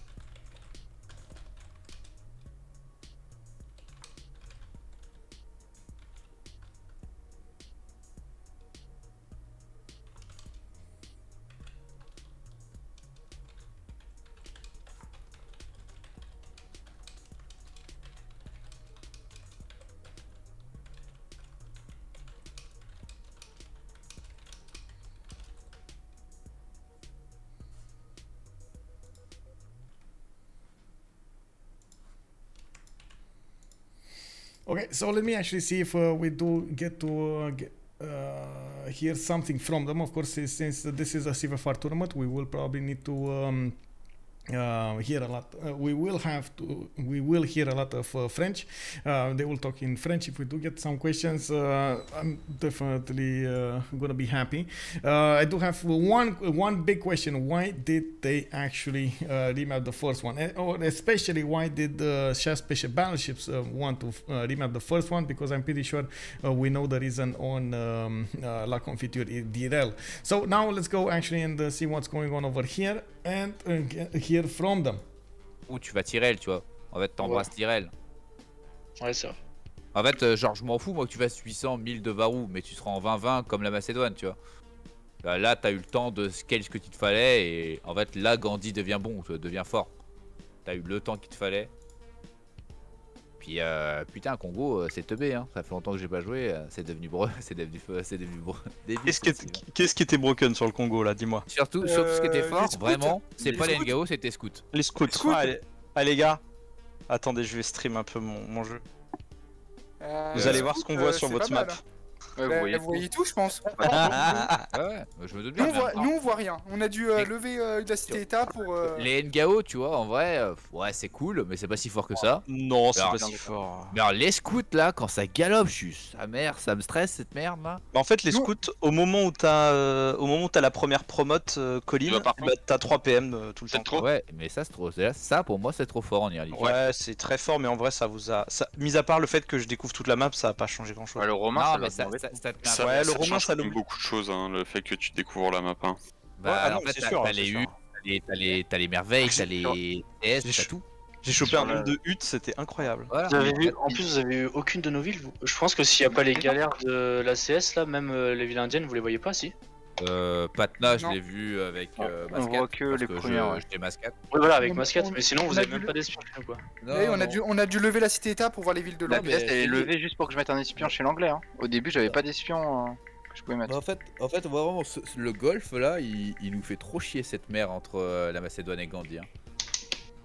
Ouais, la choke d'une case en bas. Ouais. Je suis pas sûr que ça change grand chose à la game au final. Ah, moi, Ouais, ça ça me change. change quelque chose en tant que moi City, parce qu'en fait, je suis en 2v1. Et ça m'embarrasse Ouais, un peu. ouais. Bah en vrai si, parce que si la Macédoine te met la pression, normalement Gandhi il vient pas sur le Congo. Quoi. Ouais. Ouais, je suis d'accord, à la fin il aide un petit peu, mais Il y avait quoi 3 cuirassiers ça, oui, non, mais à cuirassiers la aux fin, étoiles, ça aide, ouais. mais à la fin, je pense que c'est de la Et puis game même déjà finie. les 2 cavaliers du début, ça me fait chier. Aussi. Ah ouais, Ouais. ouais. Ouais, je suis Sur d'accord. les forêts, c'est les 2 cavaliers du début, ils me font chier parce qu'en fait, je peux pas aller slam là-bas sans me reprendre un retour de bâton sur les Ngao. Tu vois. Non, je suis d'accord. Disons que ça compense le grid de Dice. Parce que en vrai, Le grid En de- front. Oh la vache. Il a 4 chevaux devant ses portes, il fait l'oracle. ah, non, mais Écoute, mec, je vois ça. Hein. Je suis en mode, serein, je peux mec. pas te slam, hein. Je peux pas te slam parce qu'en fait, j'arrive pas à te contourner à cause des 2 chevaux de Gandhi. Hein. Ouais, mais c'est Parce tout était prévu en fait. Parce qu'en fait, je sais que si je traverse Non, la du coup, rivière, en fait. En vrai, du coup, c'était bien. T'as eu un oracle pendant 60 tours dans une ville sans quartier. Voilà, nickel. Super. c'est pas grave, c'est un deny. Et ouais, d'ailleurs, Pingala oracle dans la ville sans quartier, ça m'a fait beaucoup. pourquoi je l'avais fait sur cette ville d'ailleurs? Parce que c'est là où j'avais mon Magnus, Ouais, c'est là où c'est j'avais la Magnus. tempo. Il est sorti assez vite, hein, l'oracle, il est sorti en 6 tours. Hein. C'était vraiment full gridou ta game, Ice. Ouais. Je sais pas. L'oracle, oui, l'oracle c'est full gridou, mais le reste ça va. Oh. Ouais, j'ai pas trop compris ton plan de jeu. T'as sorti campement first ou full colon. T'as rush les Ngao pour pas en faire. Enfin, c'était un peu bizarre. En fait, j'ai pas compris ce qu'il faisait. Il fait un campement, je me dis putain, il va falloir me push Ngao. Donc je pose 2 campements dans le doute. Plutôt je me un dis, oh, c'est campement parce que en fait je rush Ngao parce que je sais pas s'il va faire des sakas. Donc je rush Ngao comme ça j'ai la tech et puis je me pose pas de questions. Je pose le campement parce que comme ça de toute façon j'ai pas besoin de quartier dans l'immédiat, j'ai tech les premiers quartiers hyper tard. Et je fais pas de Ngao jusqu'à ce qu'ils viennent à mes portes. Bah, t'as fait un Ngao avant que j'aille à tes portes. C'est toi qui es Non, venu mais à mes j'en ai portes avec ton Ngao. D'accord, ok, j'ai fait deux Ngao pour surveiller la un lane. chat, hein. Un chat est un chat. Non, je suis d'accord, mais et ensuite je suis en réaction toute la partie et En réaction quand les units sont chez toi. Hein. ouais, mais je j'ai crois pas besoin d'être en vrai, j'ai pas besoin d'être en réaction avant. Ce qui me fait mal, c'est que ça double la prod. Si ça double pas les coups en prod, j'ai des chevaliers qui sortent et enfin il se passe plus rien sur le Ah, front. j'ai rien compris au congrès. Pourquoi vous avez doublé en prod? Parce que j'ai 2 à 3 fois l'armée du Congo et que je suis censé passer dessus. Ah, je suis pas très sûr dur avec de ce que passer t'avais. dessus. En gros, avec ce que t'avais, pour moi, t'avais pas assez pour lui passer dessus. Et en fait, ça t'a juste niqué ta reprod. En fait, Marie Pro, je l'ai fait avec ma foi. En vrai, j'achète. Ouais, mais ouais. je- T'as tous acheté les les deux- charlots? T'as acheté les j'ai charlots acheté ou des les charlots, chevaliers? ouais. Ouais, Tous les tu 2 vois, tours des c'est charlots. Parce que c'est ce que je disais, il fait Parce que- 42 fois. Ouais, mais il y a 2 chapelles en face. Hein. Je veux dire, il y a Gandhi et Saladin en face Mais qui auraient je sais pu bien, les bah, Ouais, aider. mais en fait- Saladin, en fait, Saladin dans il a ma rien tête- prod. À la base, pour moi, c'est ma game, c'est pas de voir Saladin. Saladin, pour moi, il est ingérable. Je le vois déjà à 142 sciences, je dis c'est bon, je le sais que c'est de la merde. En fait, mon but, c'est juste, en fait, je suis dans mon 1v1 et j'essaie de voir si je peux passer. Oh, le setup. Attendez. Faut vous stream ça. Le setup du début de Biscuit est juste magnifique. Ah bah, Alors que Ça, alors là, qu'il- ça, c'est juste trop beau. Non mais attends, il faut dire quel est son start. Il start sur... il a pas de bouffe, du coup il fait bâtisseur, monument faire une avant de faire le colon. pour aller faire une Et- ferme. Et on lui achète le colon B2 pour que son colon B3 après il sorte assez vite. Bien joué. Mais ouais, ça Mais fait là- quand même des belles proxys, non? Ouais, Les après la quartiers proxy, avec après. la place de Gouv, les trois lieux saints, 3 campus, c'est magnifique. c'est vrai que Saladin, je l'ai pas vu venir dans la draft, j'étais ouais. Mais d'ailleurs, en termes de draft, vous avez pris une draft assez classique. Vous avez pas dit justement go tenter des trucs plus rigolos? Parce que nous on s'est dit. Et au-delà de ça, On a un niveau inférieur à vous. donc, votre Oui, mais simmer, prendre le des fait que vrais- ce soit Rome, je pense qu'il y avait des En fait, le truc, meilleurs. c'est que on savait pas quoi prendre en simmer, parce que moi déjà je suis pas un simmer, c'est juste Zeox le simmer vraiment. Moi je suis un Irel Dog, donc je m'en fous, hein. Je prends une cive et après je fais mes trucs quoi. Et le l'Allemagne- fait d'avoir pris deux agros aussi agros, je pense que c'est une erreur. Bah, Je pense c'est qu'à une la place erreur, de Macédoine, en fait, à la place de Macédoine, vous pouvez mettre le Romain qui est en front lane et C'est qui vrai. peut sim justement si c'est une config où les gens sont un petit peu loin, parce que finalement on est quand même Après- assez loin. Après là c'est résultat oriented, tu vois, c'est une erreur. Pas forcément. Première il est game, mort. Moi je pense que. la première enfin, game, vous avez littéralement 20 cases entre vous. Hein. Bah ouais, Parce que en toutes fait les on a sets vu. sont mis, Et en fait, je pense Les qu'on avait deux un peu font- la même mais chose. il y a aussi une grande chaîne de montagne. Hein. Il y a toutes Ah les ouais. sets, c'est une grande chaîne de montagne entre vous deux.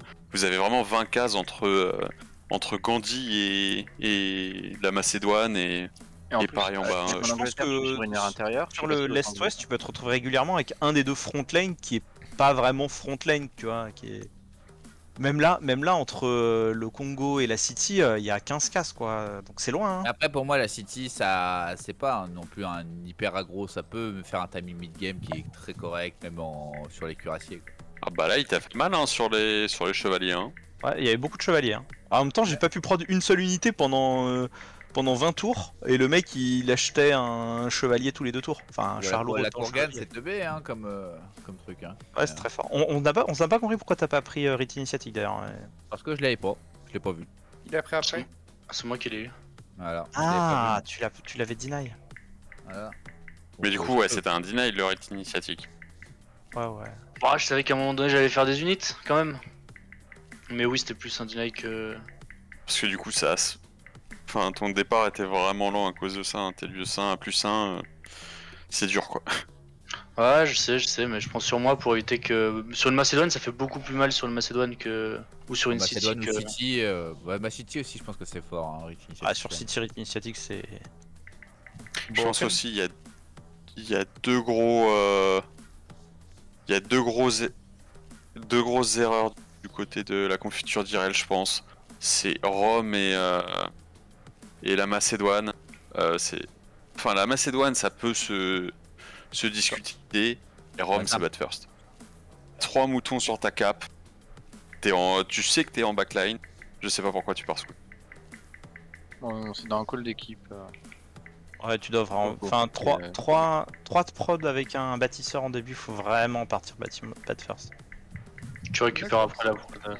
Tu sais que t'es en bac, tu vas devoir match Mais- dans l'Arabie en termes de sciences. Franchement, même si dans l'absolu il est pas en bac, c'est à la team de sacrifier pour toi. Ok. Mais Mais d'une manière générale, honnêtement, y a pas 2% de manière générale, sur cap, je serais parti. D'une manière générale, si t'as 3 moutons à bosser, tu récupères vite la Ouais. prod. La prod d'investi dans le bas, tu la récupères très très vite. c'est la même chose. Je sais pas si sur votre Pire, tu fais un Sur un- scout entre tes deux colons. sur Aliénor, c'est parti quoi first? De faire battre. J'avais un poisson Bat. massif ring 2, un autre ring 3 et j'ai acheté le ring 3. Hein. J'ai fait pareil.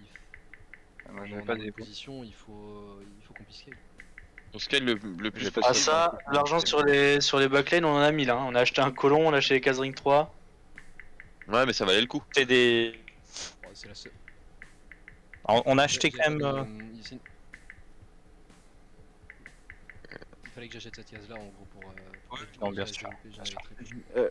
J'ai jamais été négatif fin de la game, moi. Heureusement.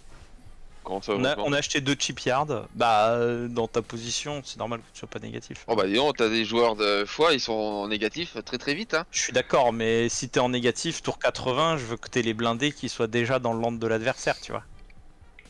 Non, là ça va être tour 83 les blindés. En mode full guerre navale où tu vois ça fait des allers-retours comme ça, acheter les shipyards c'est trop important.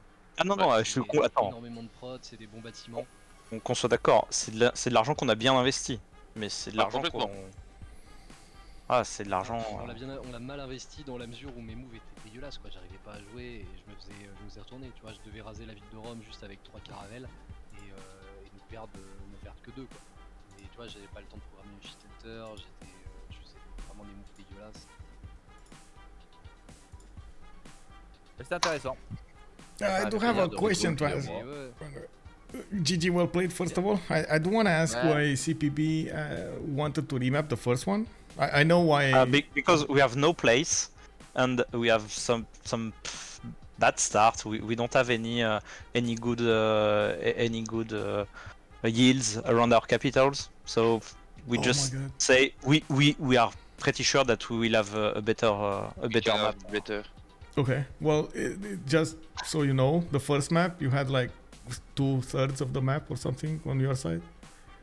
Yeah, but it was not clear because we are very close to each other. And yes, we have to expand on the east, but clearly we cannot be sure that we can expand a lot on east side without having a fight quite quick. On bien any space on the first map. Yeah, you had. Yeah, j'étais franchement box direct. Hein. Non, Ice pouvait settle à droite. Non, c'était Clem. Ouais, à ta droite, je crois. Il pouvait settle à droite. Ça, pour le coup, on savait pas vraiment. Ouais. Non, mais ça, en vrai, c'est parce qu'on a roll aucune map. Et en fait, on aurait pu se rendre compte que même en étant box, un peu comme ça, on sait qu'on a quand même de la place. Parce que même là, la map, t'es un peu box. Et t'as quand même plus settle plein de villes, tu vois. Ah, t'as vu les villes du dessus quand heureusement que je suis en menu. Parce que sans menu, tu mets trop longtemps à settle tout ça. Oui, d'accord, mais si c'est pas pour rien non plus qu'on prend Saladin. Ouais. Oui.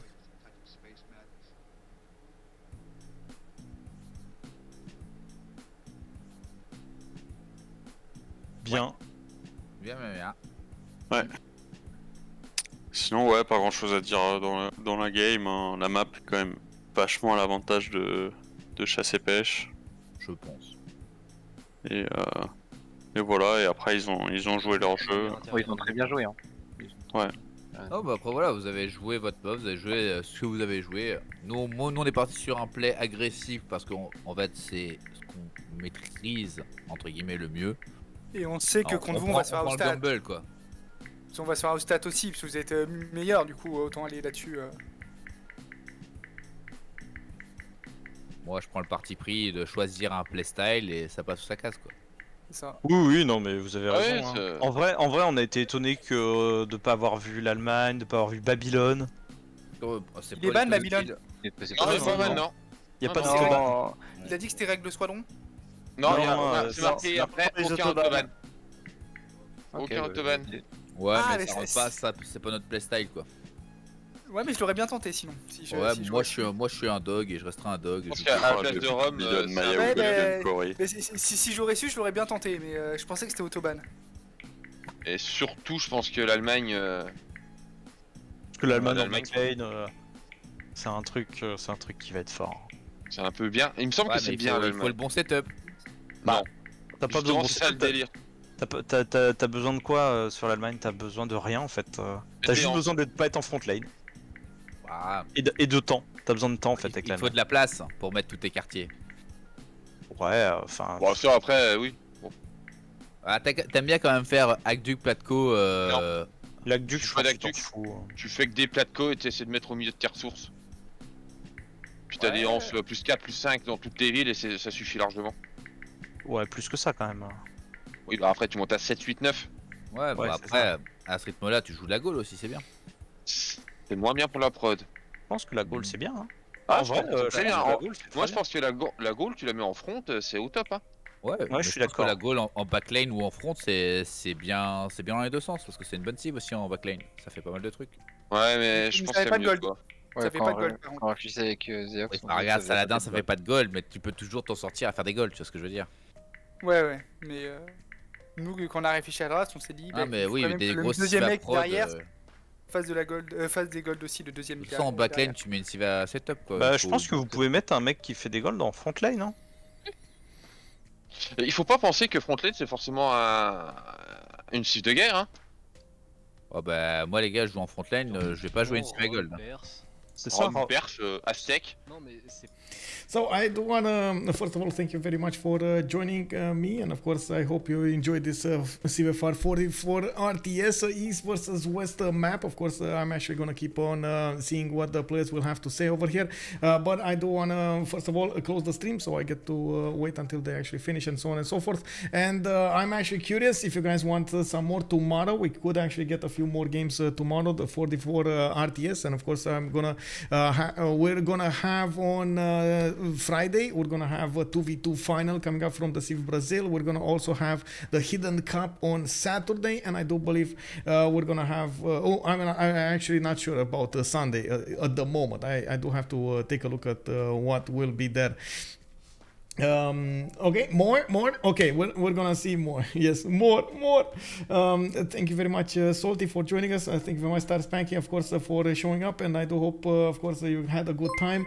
Ixian, thank you very much for the follow also, and I do have to point out, if you do come from YouTube and you saw this match, throw this a thumbs up if you enjoyed it. If you didn't, I understand, throw it a thumbs down so it does let me know that I'm gonna need to get better. Of course, if you do wanna take a look at my schedule, I do keep an updated schedule on my Discord over here. You can actually take a look in the upcoming games, what's going to happen throughout the week. I try to, as much as possible, update it with the weekly games. That being said, I do want to close the stream over here so I get to talk a little bit with the players, and of course get about and seeing what's going to happen next.